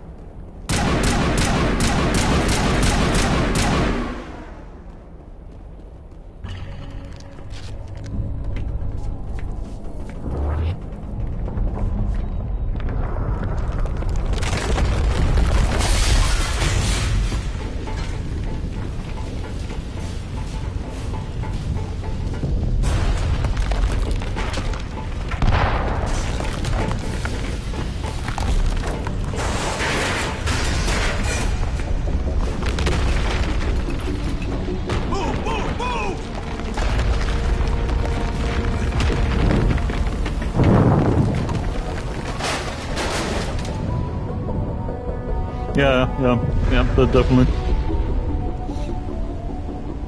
I mean, I do see why we didn't, and that because obviously, like with like injuries and everything. But yeah, like he's definitely much better than non-league. I'll tell you that. Too close, Commander. 10 more seconds, we would have been swimming in molten sulfur. The Normandy isn't equipped to land in exploding volcanoes. They tend to fry our sensors and melt our hull. Just for future reference. We almost died out there, and your pilot is making jokes? Joker pulled our asses out of there. I think he's earned the right to a few bad jokes. I see. It must be a human thing. I don't have a lot of experience dealing with your species, Commander. But I am grateful to you. You saved my life back there, and not just from the volcano. Those Geth would have killed me or dragged me off to Saren. What did Saren want with you? Do you know something about the conduit? Only that it was somehow connected to the Prothean extinction. That is my real area of expertise. I have spent the past 50 years trying to figure out what happened to them. How old are you exactly? I hate to admit it, but I am only 106. Damn! I hope I look that good when I'm your age. A century may seem like a long time to a short-lived species like yours. But among the Asari, I am barely considered more than a child. That is why my research has not received the attention I can definitely see like Sirkin signing a new contract and that because of obviously being injury prone, and obviously he'll still be happy with like the wages and that because of he knows he's not going to play a full season, and unlike Dan Neil, who's by not injury prone, hardly picked up injuries and that. So yeah, out of the two and that, yeah, I think Dennis Sirkin's more likely. I've got my own theory on why the Protheans disappeared. Tycho and Elisa signed the new contract despite the injuries. So. I have heard every theory out there. The problem is finding evidence to support them. The Protheans left remarkably little behind. It is almost as if someone did not want the mystery solved. It is like someone came along after the Protheans were gone and cleansed the galaxy of clues. But here is the incredible part. According to my findings, the Protheans were not the first galactic civilization to mysteriously vanish. This cycle began long before them. Where'd you come up with this theory? I thought there wasn't any evidence. I have been working on this for 50 years. I have tracked down every scrap and shred of evidence. Eventually, subtle patterns start to emerge, patterns that hint at the truth. It is difficult to explain to someone else. I cannot point to one specific thing to prove my case. It is more a feeling derived from a half-century of dedicated research. But I know I'm right, and eventually I will be able to prove it. There were other civilizations before the Protheans. This cycle has repeated itself many times over. If the Protheans weren't the first, then who was? I don't know. There is barely any evidence on the Protheans, even less on those who came before them. I cannot prove my theory, but I know I am right. The galaxy is built on a cycle of extinction. Each time a great civilization rises up, it is suddenly and violently cast down. I'm Roman Peyton Only Prison ruins so he survive. could get a decent move out from this Rose up Tottenham from a sign. single world until their empire spanned Same the with the entire galaxy. homegrown rules, that's what to see with. Yeah, I agree. I agree. Their greatest achievements. Well, yeah, like for the homegrown like rules and stuff for like for Champions League and stuff and that, but And then, yeah, like all the certain other like forgotten civilizations I throughout mean, galactic might not, history, but could end up at the Tottenham and Protheans never even disappeared. used. I And have that would just dedicated obviously my just to life have them on the figuring boat. out why. They were wiped out by a race of sentient machines. The Reapers. The Reapers? But I have never heard of. How do you know this? What evidence do you have? There was a damaged Prothean beacon on Eden Prime. It burned a vision into my brain. I'm still trying to sort out what it all means. Visions. Yes, that makes sense. The beacons were designed to transmit information directly into the mind of the user. Finding one that still works is extremely rare. No wonder the Geth attacked Eden Prime. The chance to acquire a working beacon, even a badly damaged one, is worth almost any risk. But the beacons were only programmed to interact with Prothean physiology. Whatever information you received would have been confused, unclear. I am amazed you were able to make sense of it at all. A lesser mind would have been utterly destroyed by the process. You must be remarkably strong-willed, Commander. Okay, this isn't helping us find Saren or the conduit. Of course, you are right. I am sorry, my scientific Really curiosity certain got we'll the see better and get a of me. chance at some point. Unfortunately, I do yeah, not have any definitely. information that could help you find the Well, yeah, conduit. because when he's fit, that he will get game time. I mean, technically. I don't know why Saren wanted you out of the picture. You might get a situation where, yeah, like Sirkin will struggle for game time for a bit, but come December, when Ronaldo, because Ronaldo will go to the AFCON, because obviously he's one of Mozambique's one best players, and that, like, when he goes, Sirkin will have a chance to prove himself then, if he's fit. So. Good to have you on the team, Liara. Thank you, Commander. I am very grateful. Oh, I am afraid I am feeling a bit lightheaded. When was the last time you ate or slept? Dr. Chakwa should take a look at you. It is probably just mental exhaustion, coupled with the shock of discovering the Protheans' true fate. I need some time to process all this. Still, it could not hurt to be examined by a medical professional. It will give me the chance to think things over. Are we finished here, Commander? We can talk again after you've seen the doctor. The rest of you, dismissed. Mission reports are filed, Commander. You want me to patch you through to the Council? Patch him through, Joker. Setting up the link now, Commander. We've received your report, Commander. I understand Dr. Tassoni is on the Normandy. I assume you're taking the necessary security precautions. Liara's on our side. The Geth were trying to kill her. Benezia would never allow Saren to kill her daughter. Maybe she doesn't know. Or maybe we don't know her. We never expected she could become a traitor. At least the mission was a success. Apart from the utter destruction of a Somebody major will talk you Prothean through. ruin. Still on, but I'm. Was that really Michael, necessary, yeah, Shepard? no worries, Clint. No, can't even talk properly tonight. No worries, Clint, mate. You enjoy your food, and I'll catch you in a bit. The Geth were crawling all over those ruins. We were lucky to make it out alive. Of course, Commander. The mission must always take priority. Good luck, Commander. Remember, we are all counting on you.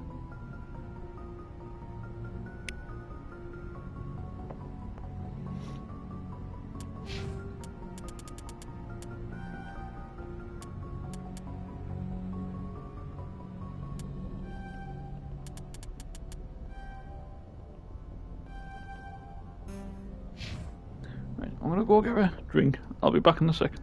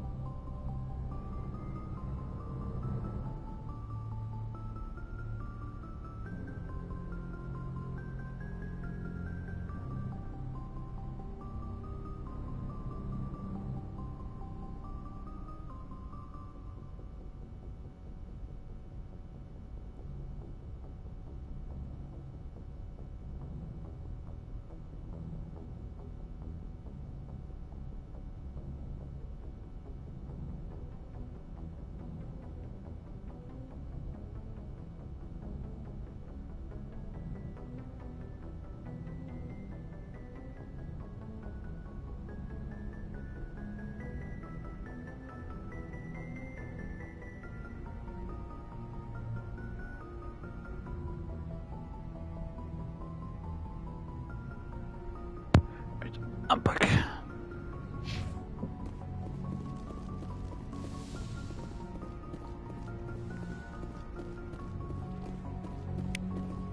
Yes, Commander?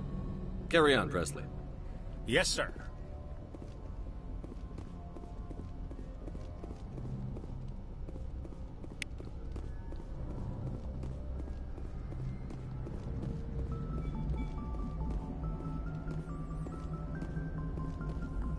I prefer gold to silver, you know, for my medal.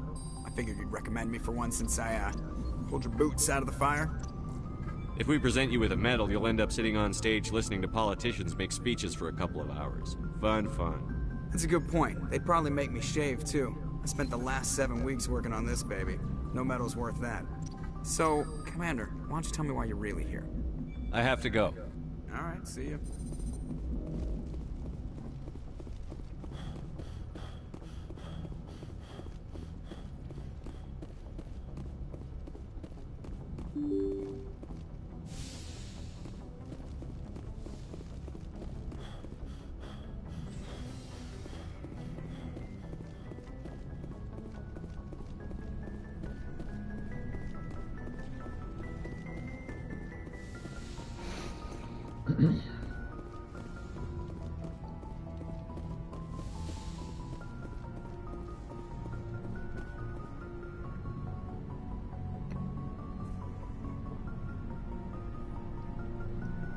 Anything you need, Commander?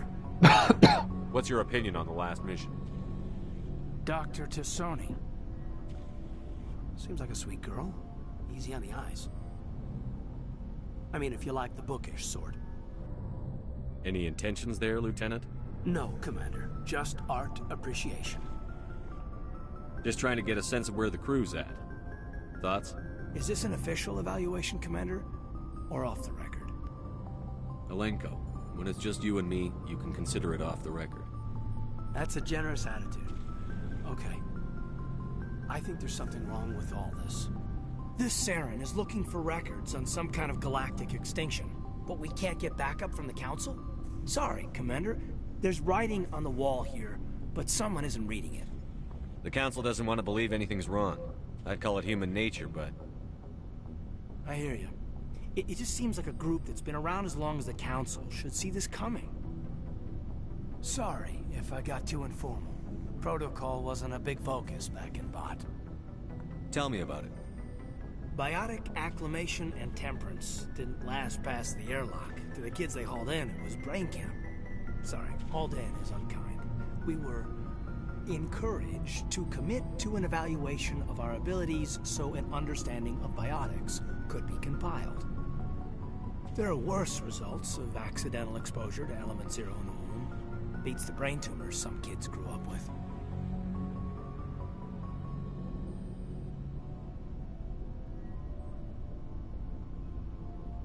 Is there some question about how you were exposed? My mother was downwind of a transport crash. It was before there were human biotics, a little after the discovery of the Martian ruins. It only gets iffy around 63 when Kinetics was running out of first-gen subjects. Until then, they'd relied on accidentals. A bunch of guys in suits show up at your door after school, and next thing you know, you're out on Jump Zero.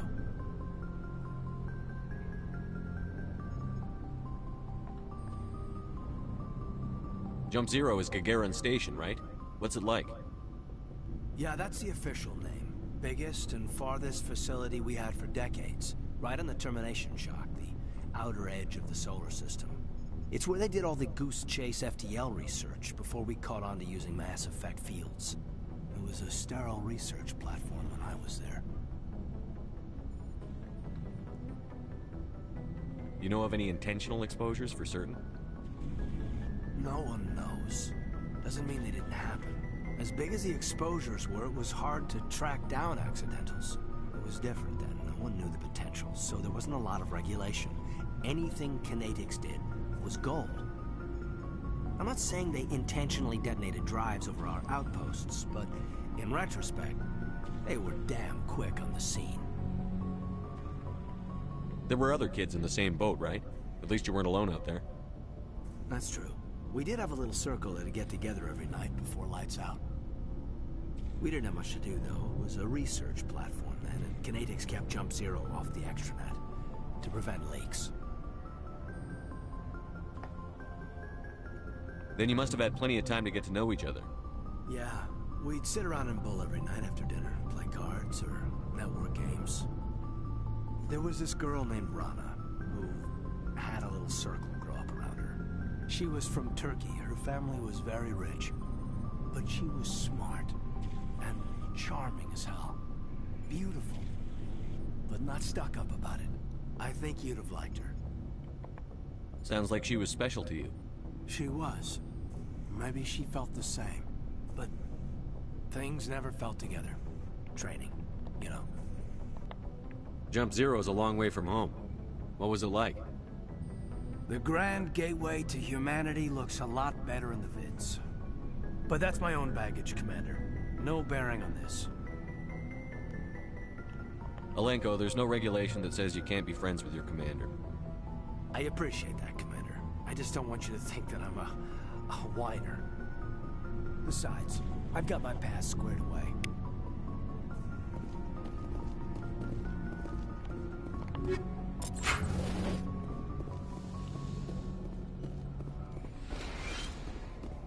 Yes, Commander? Is there something you need? I should go. Goodbye, Commander.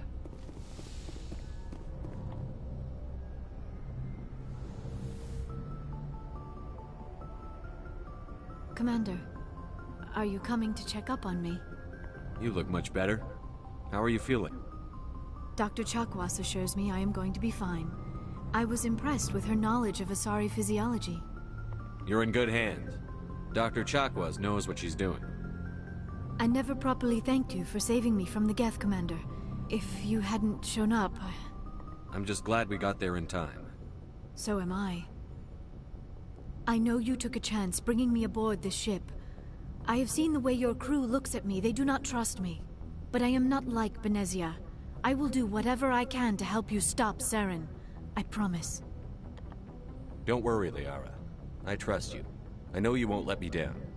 It means a lot to hear you say that, Commander. Thank you. I'd like to know more about the Asari. We were the first species to discover the Citadel. We were instrumental in forming the Council, and we always strive to be the voice of peaceful cooperation in galactic disputes. My people believe we are all part of a single galactic community. Each species contributes something to the greater whole. Although we seek to understand other species, it seems few of them seek to understand us. The galaxy is filled with rumors and misinformation about my people. Like what? Most of the inaccuracies are centered around our mating rituals. My species is monogendered. Male and female have no real meaning for us. We still require a partner to reproduce.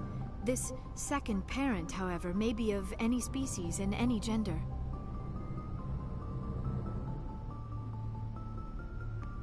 I don't understand. Your species can mate with anyone? Mating is not quite the proper term, not as you understand it. Physical contact may or may not be involved, but it is not an essential element of the union. The true connection is mental. Our physiology allows us to meld with other beings. We can touch the very depths of their minds. We explore the genetic memory of their species. We share the most basic elements of their individual and racial identities. We then pass these traits onto our daughters. It is how we learn to grow as a species and how we develop a greater understanding of other races. What happens to your partner after the union? Every relationship is different. Some unions are a single encounter with both parents parting ways afterwards. Others can be more long-term. Sometimes an Asari and her partner will stay together for many decades. You Asari live for 1,000 years. What happens when your partner dies? Few sapient species live as long as my kind. We have learned to take a philosophical approach to our unions. We do not focus on the inevitable loss of our partners. Instead, we enjoy the time we spend with them. And even after they're gone, a part of them lives on in us. The union is a connection that transcends both time and space. Do you know who Matriarch Benezia chose as her partner? She rarely spoke of her partner. Though I know my father... if you want to use that term, was another Asari. I thought you always needed another species to serve as one of the parents. Think about it, Shepard. If we were not able to mate with our own species, we would have died out long before we ever mastered spaceflight and left our homeworld. Union with our own kind is no longer common, not for the purposes of reproduction. Most Asari believe it weakens our species. Asari daughters inherit racial traits from the father species. If both parents are Asari, then nothing has been gained, or so conventional wisdom would hold. I am what is sometimes called a pureblood. Though no Asari would ever be cruel enough to say the word to my face, it is a great insult among my people. It is possible Benezia's partner was embarrassed by their union. She may have been too ashamed to publicly acknowledge me as her offspring. Maybe she wanted to meet you, but couldn't. Something could have happened to her. Maybe she passed away. You might be right. I hope you are. But I have no way to know for sure. Benezia never spoke of her partner. Whatever happened, it caused her too much pain to dwell on it. She raised me by herself, though that is not uncommon. Many Asari raise their children alone, particularly if the father species is short-lived. Often the partner will pass on long before the child reaches maturity. Do you know who Matriarch Benezia chose as her She partner? rarely spoke of her partner. I thought you always needed... I am... It is possible Benezia's partner was... Maybe she... Many Asari raise their children alone, particularly if the father species is short-lived. Often the partner will pass on long before the child reaches maturity. Do you know why Benezia joined up with Saren? I don't understand it. She was always outspoken about the need for the Asari to become more involved in shaping galactic events. Maybe she thought allying herself with Saren would somehow be for the greater good in the long run. At least I hope so. This hurts you, doesn't it? None of this makes any sense to me. I have not spoken to Benezia in many years, but I know her, and this was not like her. Something changed. Tell me about yourself, Liara. Me? I am afraid I am not very interesting, Commander. I spend most of my time on remote digs, unearthing mundane items buried in long-forgotten Prothean ruins. Sounds dangerous. And lonely. Sometimes I would run afoul of indigenous life forms or stumble across a small band of mercenaries or privateers, but I was always careful. Until the Geth followed me to Artemis Tau. I never found myself in any situation my biotics could not handle. As for the solitude, well, that is one aspect that most appealed to me. Sometimes I just need to get away from other people. You don't like other people? I suppose it comes from being a matriarch's daughter. People expected me to follow in Benezia's footsteps. They wanted me to become a leader of our people. Matriarchs guide their followers into the future. They seek the truth of what is yet to come. Maybe that's why I became so interested in the secrets of the past. It sounds so foolish when I say it out loud. It sounds like I became an archaeologist simply to spite Benezia. All children rebel against their parents. It's a natural part of growing up. Aha, you share the wisdom of the matriarch, Shepard. That is exactly what Benezia said when I told her of my decision. But there was more to it than that. I felt drawn to the past. The Protheans were these wondrous, mysterious figures. I wanted to know everything about them. That is why I find you so fascinating. You were marked by the beacon on Eden Prime. You were touched by working Prothean technology. Sounds like you want to dissect me in a lab somewhere. What? No, I did not mean to insinuate. I never meant to offend you, Shepard. I only meant that you would be an interesting specimen for an in-depth study. No, that's even worse. Calm down, Liara. I was only joking. Joking? Oh, by the goddess, how could I be so dense? You must think I am a complete and utter fool. Now you know why I prefer to spend my time in the field with data disks and computers. I always seem to say something embarrassing around other people. Please, just pretend this conversation never happened. I should go. Goodbye, Shepard.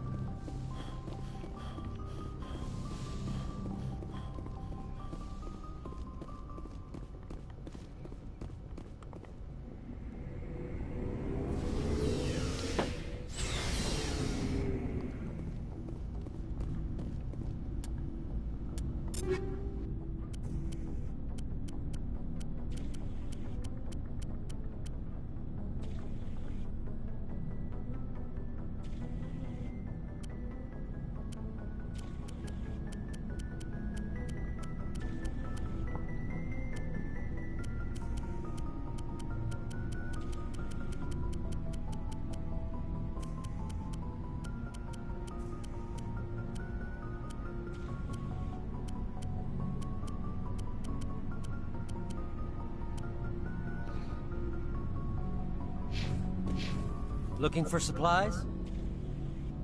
Let's see what you've got. You bet, Commander.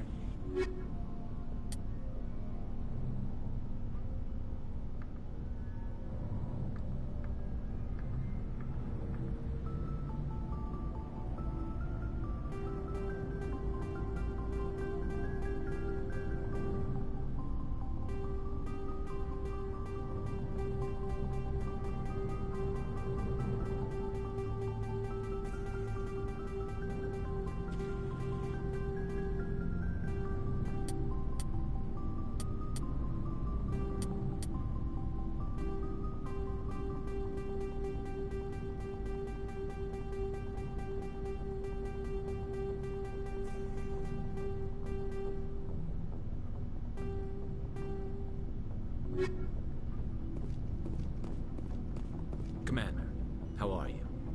Why did you want to be a CSEC officer in the first place? That's a good question. There were several reasons, I guess. Like what? Probably the same as most officers. I wanted to fight injustice, wanted to help people. I guess my father had something to do with it too. He was CSEC, one of the best. I grew up hearing about his accomplishments or seeing his picture on the vids after a big arrest. He's taking my resignation pretty hard.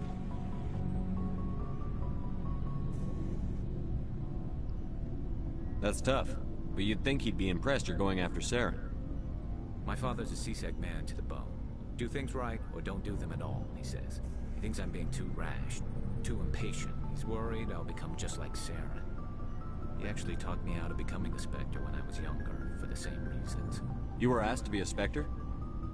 Well, I was targeted as a possible Spectre candidate. Me and about 1,000 other Turian military recruits. I could have received special training, but my father didn't like it. He despises the Spectres. He hates the idea of someone having unlimited power with no accountability. He wouldn't like you, Commander. No offense. I suppose I can understand his concern. You can. But Saren's not going to play by our rules, CSEC's rules. If you want to nail Saren, you need to send someone who isn't restricted by policies and procedures. Just because you can break the rules doesn't mean you should. I don't need to stoop to Saren's level to stop him. And neither do you, Garrus. I see what you mean, but I'll think about it. Thanks, Commander.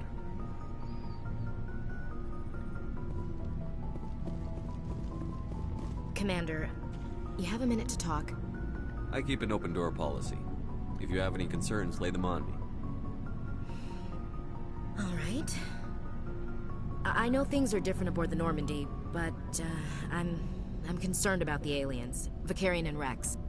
With all due respect, Commander, should they have full access to the ship? They may not serve the Alliance, Chief, but they're allies. At least as far as Saren goes. This is the most advanced ship in the Alliance Navy. I don't think we should give them free rein to poke around the vital systems. Engines, sensors, weapons. That's enough, Chief.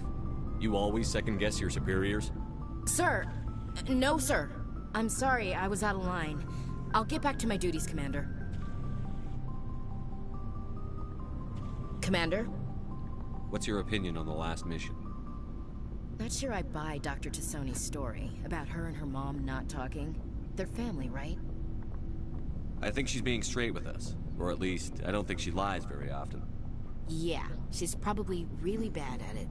Hey, want me to ask her about her sex life? Might be illuminating. I don't think she's used to teasing. Good-natured or otherwise. No fun, Commander. Too bad those ruins got destroyed. I mean, they lasted thousands of years. That's impressive. Do you have a few minutes to talk one-on-one? I'm sorry, Commander. I need to get my duties squared away. I wouldn't mind talking more later, though. Dismissed, Chief. Sir. So, we've got Saren on the run. I found this armor. Does it belong to you? Let me see. Damn. This is it. Hard to believe my ancestors wore this piece of crap. But at least it's back where it belongs. Thanks, Shepard. I might be starting to like you after all. You getting soft on me, Rex? Just because I like you doesn't mean I wouldn't kill you. So, we've got Saren on the run. It won't be long now. Saren's good, but I'm better. Good? He's rotten. To the core. I could tell as soon as I met him. Why didn't you tell me this sooner? I would have if I thought it was important. I think I'd like to hear about it just the same. This was a while ago. A bunch of mercs were bragging about a job out near the edges of the Terminus systems. They said it paid well and the boss was never around to ride them. They said he was looking for more men, too. So I checked it out.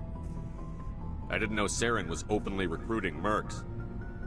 It wasn't that open, and he only showed his face once. We'd been raiding ships in the area for months when we took out this massive cargo freighter. Our biggest haul yet. I was on board checking bodies for valuables, looking for some extra credits. That's when I saw him. What did Saren want with the ship? I don't know what he wanted. He was just moving through the ship, watching. A couple of the mercs called him by name, but he never spoke to them. Never spoke to anyone. I had a really bad feeling about him, so I got the hell out. Didn't even wait to get paid. What kind of cargo was the freighter carrying? What was Saren after? I don't know. All I saw on that ship was food and medical supplies. There were some basic weapons, but nothing big. If there was anything of value on that ship, I didn't see it. That's why I didn't mention it sooner. Whose ship was it? There was a Volus trading vessel. Big one. Lots of guards. But they were no match for us. That's the only time you saw him? Yeah. Didn't even know who he was. Still wouldn't if I hadn't joined up with you. But my instincts were right. Every other merc on that mission turned up dead within a week. Every damn one. So long, Rex. Shepard.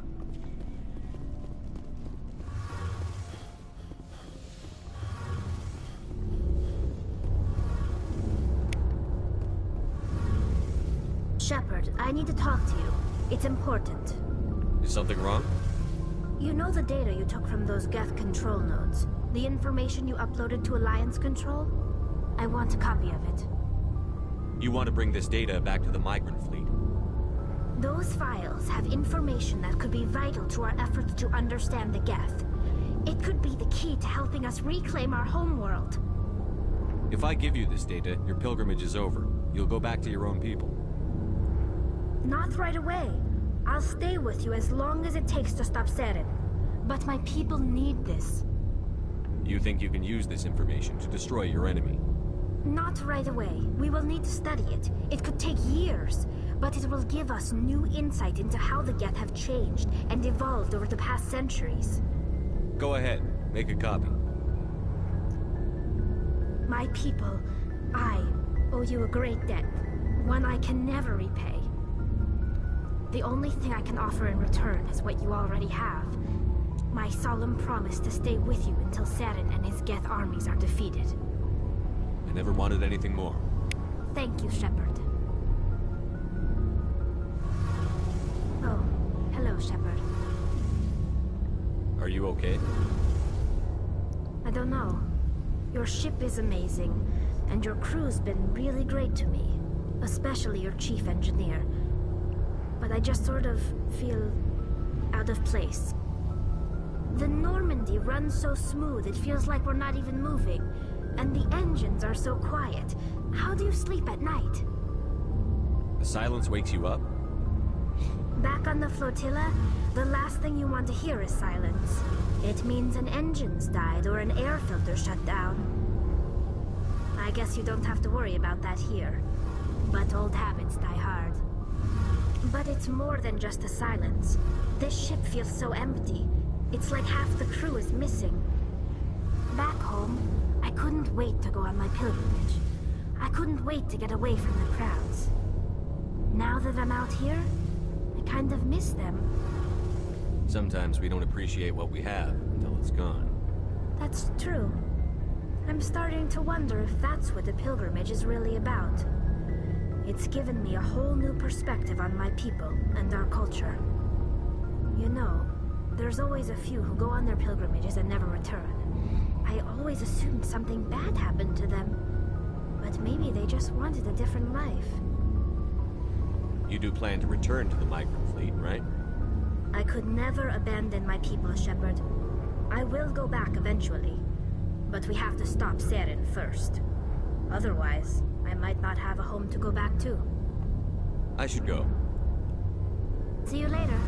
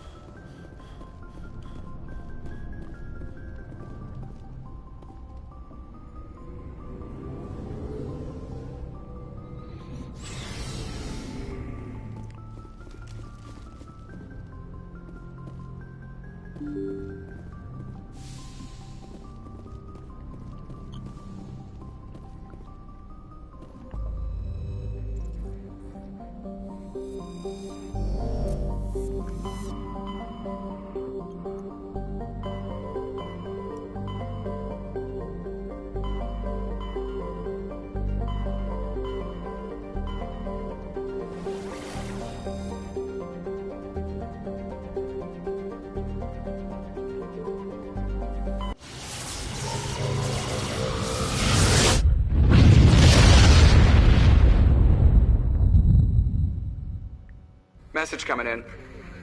Patching it through. Normandy, this is Alliance Command. We're detecting your presence in the Attican Beta Cluster. One of our surveillance drones was gathering intel on Geth activities in the region when it was spotted and shot down.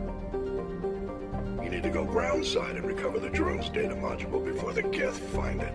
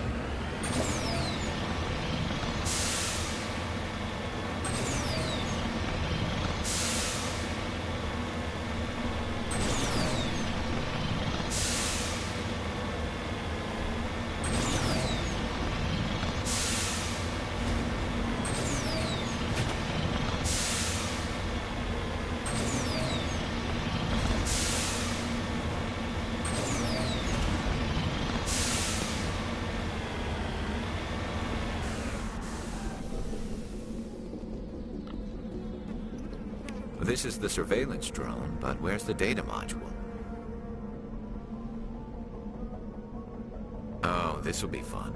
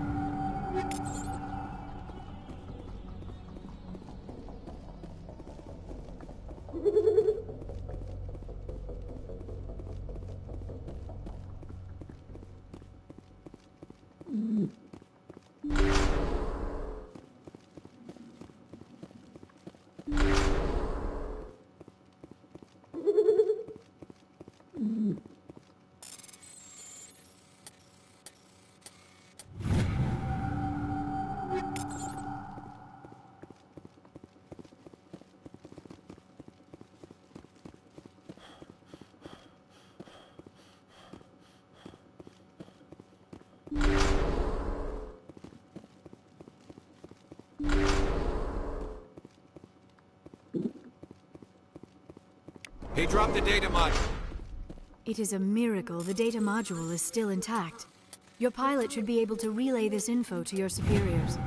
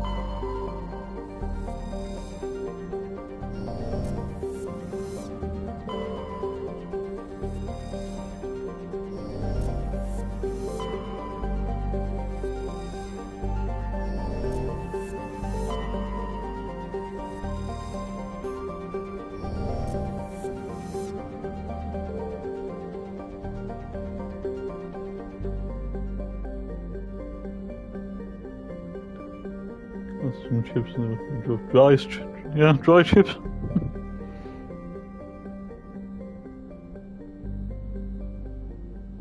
Oh, just get the chat back up.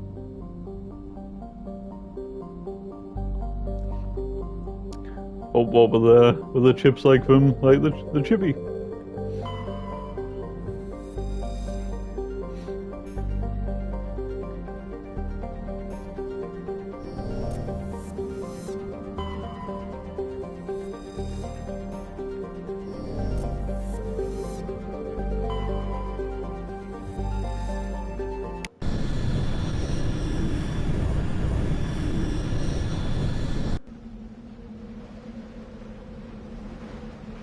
Horribly. Yeah, they can be like quite hit and miss and that, like from the chip shop. Like, so I mean, like when I order and that, there's only about 2 or 3 places that do like really good chips and that. Like the rest of the places usually are pretty bad, to be fair. So you just gotta be lucky sometimes.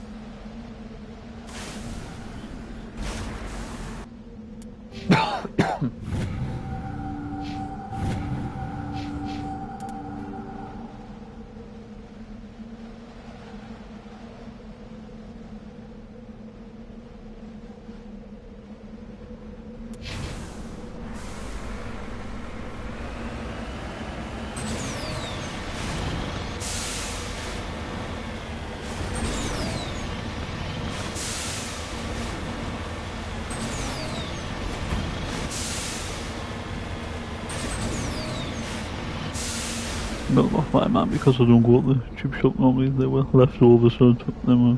Yeah, leftovers. Yeah, sometimes leftover like from chips aren't the best.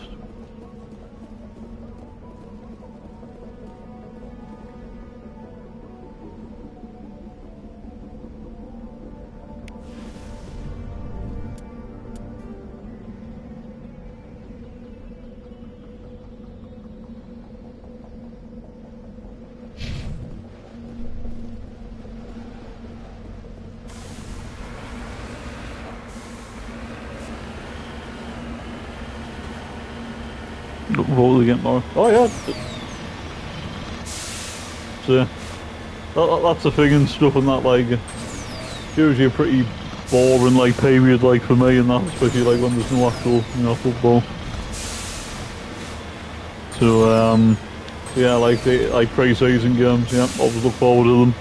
Basically I just want the season to hurry up and start, providing we get players in, of course. It would just be nice if we can try and get like one signing in like this upcoming week and that, because we haven't actually signed anyone since the Dingra now. So I mean, yeah, I know we would have got Lorient here had it not like fallen through and that, but yeah, I'm hoping for at least one signing this week. But whether it happens or not, I don't know.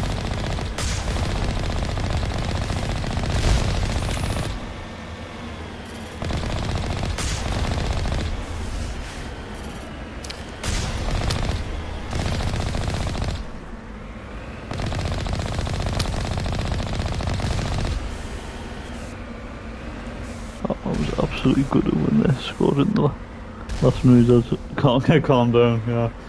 No, I mean, I know it's only like I know it's only pre-season. I mean, I didn't go like crazy or anything at that, but it was still disappointing though. Like because to be fair, even though the second half performance was nowhere near as good as the second half, to be fair, that youthful back line did actually defend pretty well, and that up until like the last minute, but just switched off and didn't close down Vargas at the end, and that, which is a shame. Would have been nice to make it 2 wins from 2, but yeah, it's still about fitness and still unbeaten. But tomorrow will be a good test, and that, I mean, obviously this will be our toughest test in all of pre-season, like if I'm being honest, and that, because obviously Sporting Lisbon are the Portuguese champions, so tomorrow will be tough, but here we go.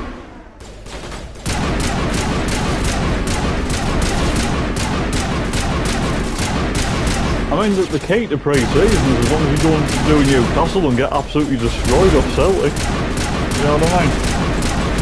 Well, that's very funny that Celtic crashing the match.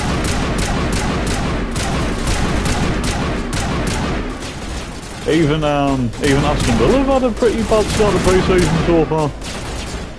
I know it's only pre-season, but Aston Villa have lost their opening 2 games. They got beat off Walsall, and then yesterday they got beat off Hansa Rostock. Like in the Bundesliga 3. They got by 3-1 off them, so even Villa's got a bad start of pre-season. But again, pre-season isn't everything, but...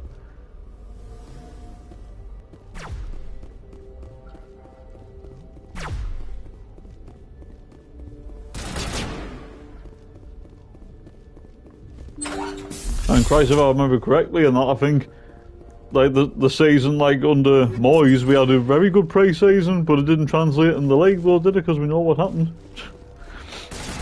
Yeah, and they were good. Like looking at that, the team only Neil Robert East will probably play any part in the Premier League more. Be third choice. We'll leave. Yeah, exactly.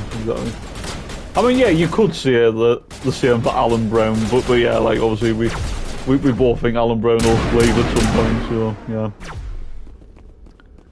To be honest, right, I mean, I used to rate, like, Zach Johnson, right, like, a couple of years back, but personally, I don't think Zach Johnson's ever going to make it now and that, because obviously the loan spells that he's had and the fact that, what's Zach Johnson now, 21, 22? So, I don't think he's going to make it, but to be fair, I thought Zach Johnson actually played quite well last night. He didn't do too bad. I think the one that really stood out for me the most in the defence was probably... it's probably between like Jensen Jones and Leofrey, and that. I thought them two did pretty well. Feel sorry for Harrison Jones and that, like having to play a left back, because obviously he's not a left back, he's a midfielder, but obviously, like every time he's on the pitch, he's having to fill in the bloody left back.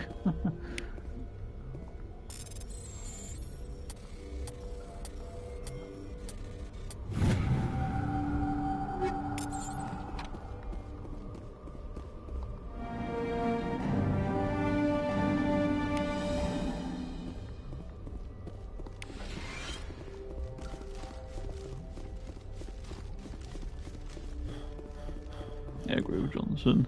If FIFA is correct, Johnson's in the last year of your contract, so I should sell, yeah. Where was he on loan again last season? Was it Notts County or something in that? Like, should say if like Notts County are like interested, you know, bring them back permanent or something. Be a good move for him.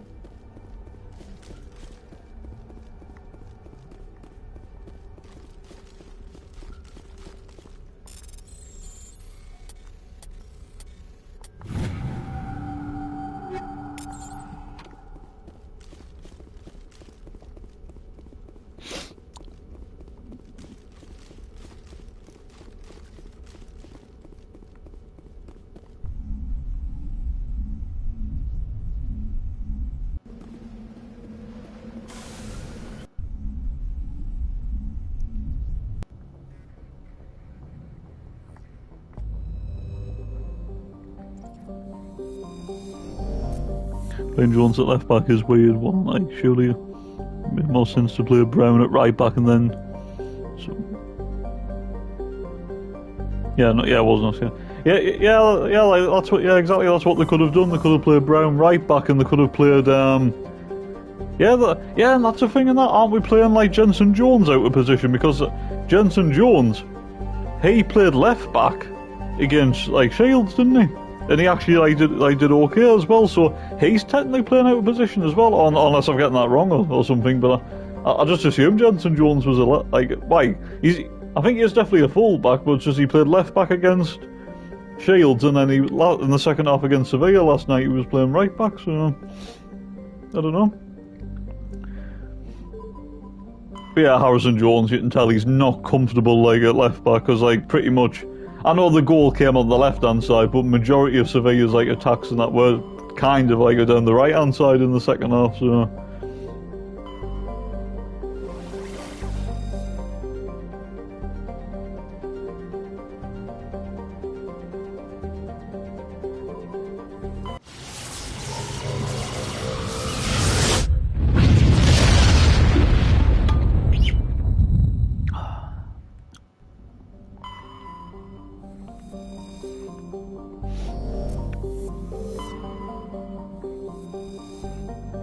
Eden Prime.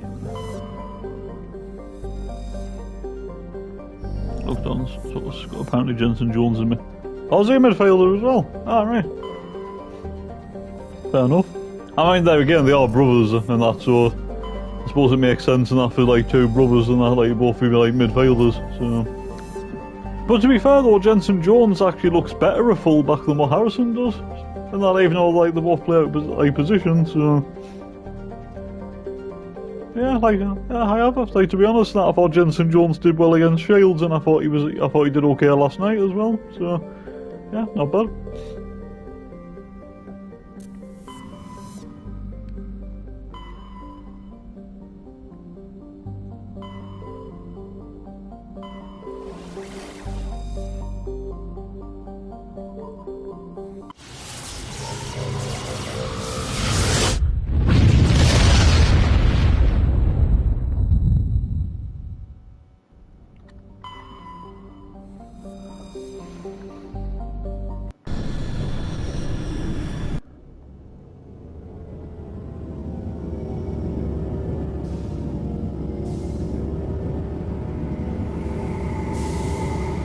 Jensen Jones isn't Harrison's brother. Oh, right. Oh, alright, so I've gotten that wrong, right. So it's Jaden Jones, that's Harrison's brother, not Jensen. Right, okay, right. Yeah, so just so it's just like a coincidence that you've got 3 players called Jones and that, but obviously like only 2 related. Right, my bad.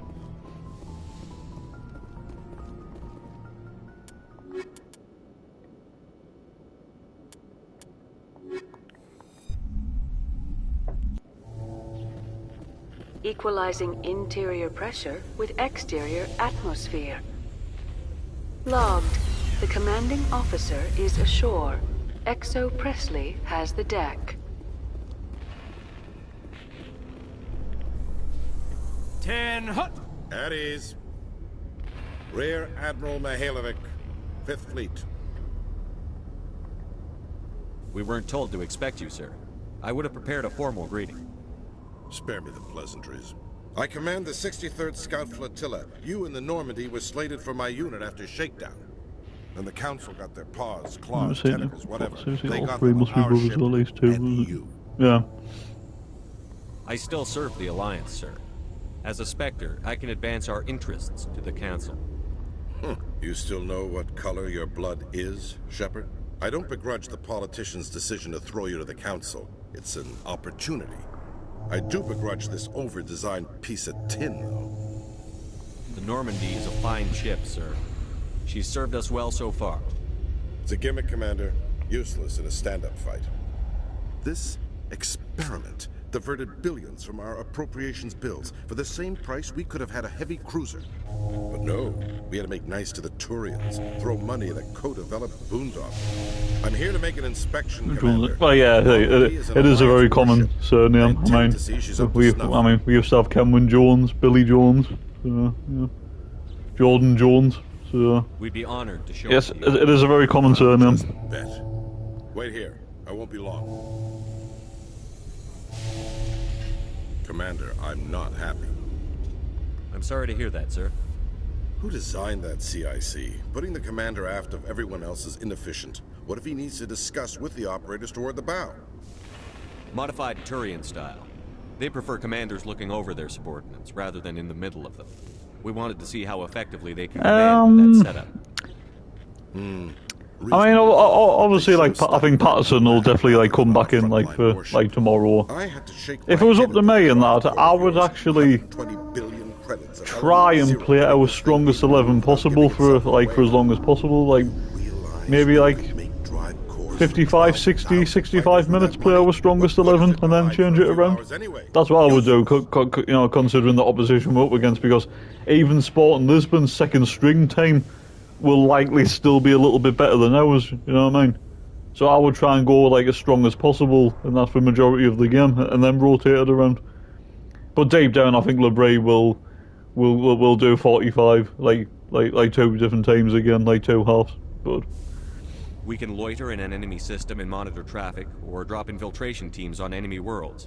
Normandy can be more effective than the Solarian STG. Maybe. But that's not the job of a proper warship. We're supposed to find and kill the enemy fleet, not count how many times their garrison goes to the bathroom. And we need to talk about your crew, Commander. Krogan? Asari? Turians? What are you thinking, Commander? You can't allow alien nationals free access to Alliance equipment?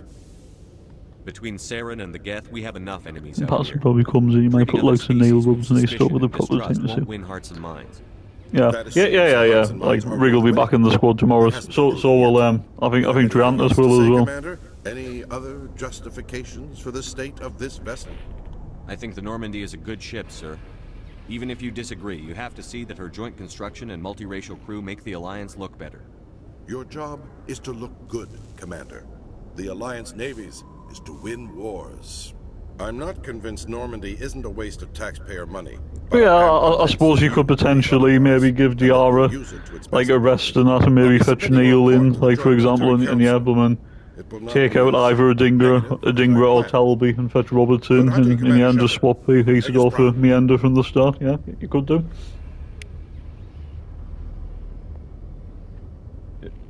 Triantis is interested to see if he plays centre back. Well, that's the thing, that when Triantis came on in the second half against Shields, he was playing centre back, wasn't he? I would actually like to see Triantis like playing midfield, like, to be honest. And that, but that's the thing though. If Triantis does play in that, I know he'll end up playing centre back, but I want to see him playing midfield because obviously that's where he shined at Hibs last season, in midfield. But I've just got a funny feeling with our lack of defensive options and that he'll probably play at centre back at some point. So. Alliance officials report that a Geth incursion into the Armstrong cluster has been repulsed, with the Geth suffering heavy casualties. In the event of future Geth activity, the Alliance plans to maintain a strong security presence in the area. I think Trenton's will leave, but I hope RB will at least have a look at him before. Oh yeah, I agree. I wouldn't be against it. Commander Shepard?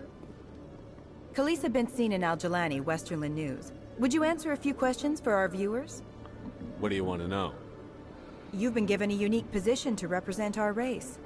People want to get a sense of how you'll do that.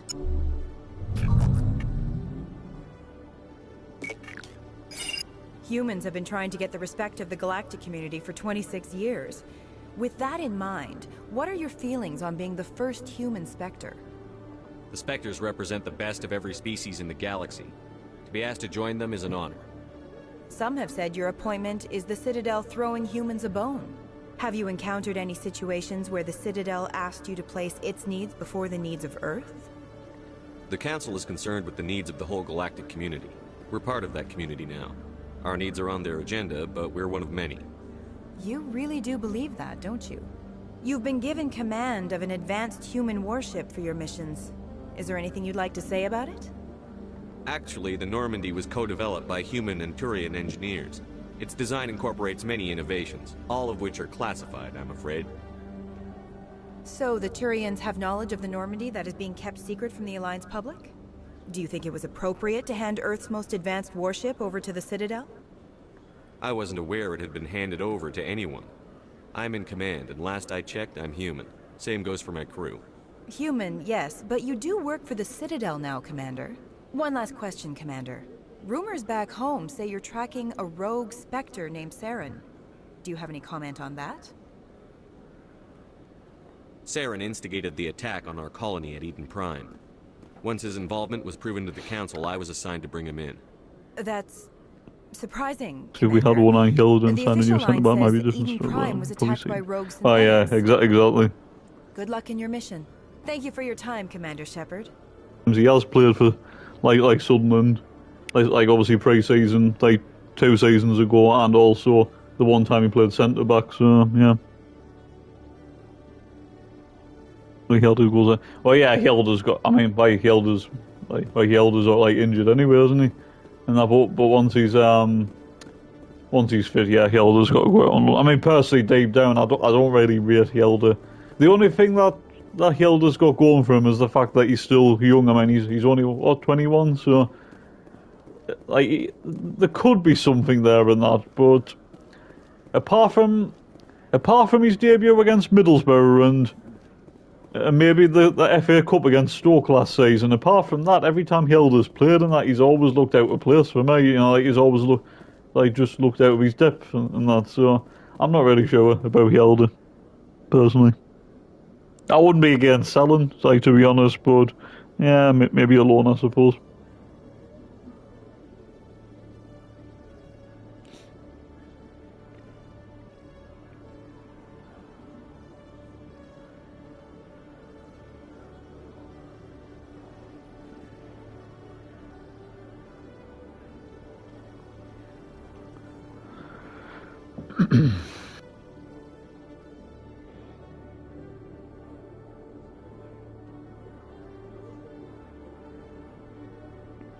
Yeah, but he'll probably be 5th choice centre back and 3rd choice left back, maybe 4th if Elysius is, so what's the point? Oh, true, yeah. Well, yeah, like I said, if it was up to me and that, I would probably rather maybe sell, like, than loan, but I suppose, like, just because of his age and that, I suppose you could potentially say a loan making sense, but yeah, like, he doesn't get anywhere near the team, like, for me, like, nowhere. But anyway, I think I'm gonna call it a night, like, with the stream and that. But I want to say, like, thank you to everyone that has, like, stopped by and that. I appreciate it and that. And if you watch it back as a video, I hope you enjoy it as well. So, yep. Just quickly do this.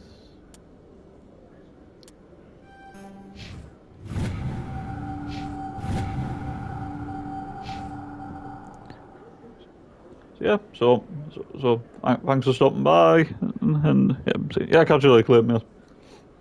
And enjoy the game tomorrow, and hopefully we'll start seeing, like, some more transfers, like, in the next couple of days or so. So yeah, but so anyway, guys, so, like, thanks for watching, thanks for the support as always, and stay safe, look after yourselves. Sure, we'll speak at some time. Oh yeah, definitely, of course, yeah. I mean, my whole plans and I like to try and do at least one live stream a week. So yeah, I'm sure we'll talk again. So yeah, see what you enjoy. You too, mate. You too. So yeah, guys, stay safe. Look after yourselves. Enjoy the rest of your day and night wherever you are, and I'll catch you guys next time. Take care and peace.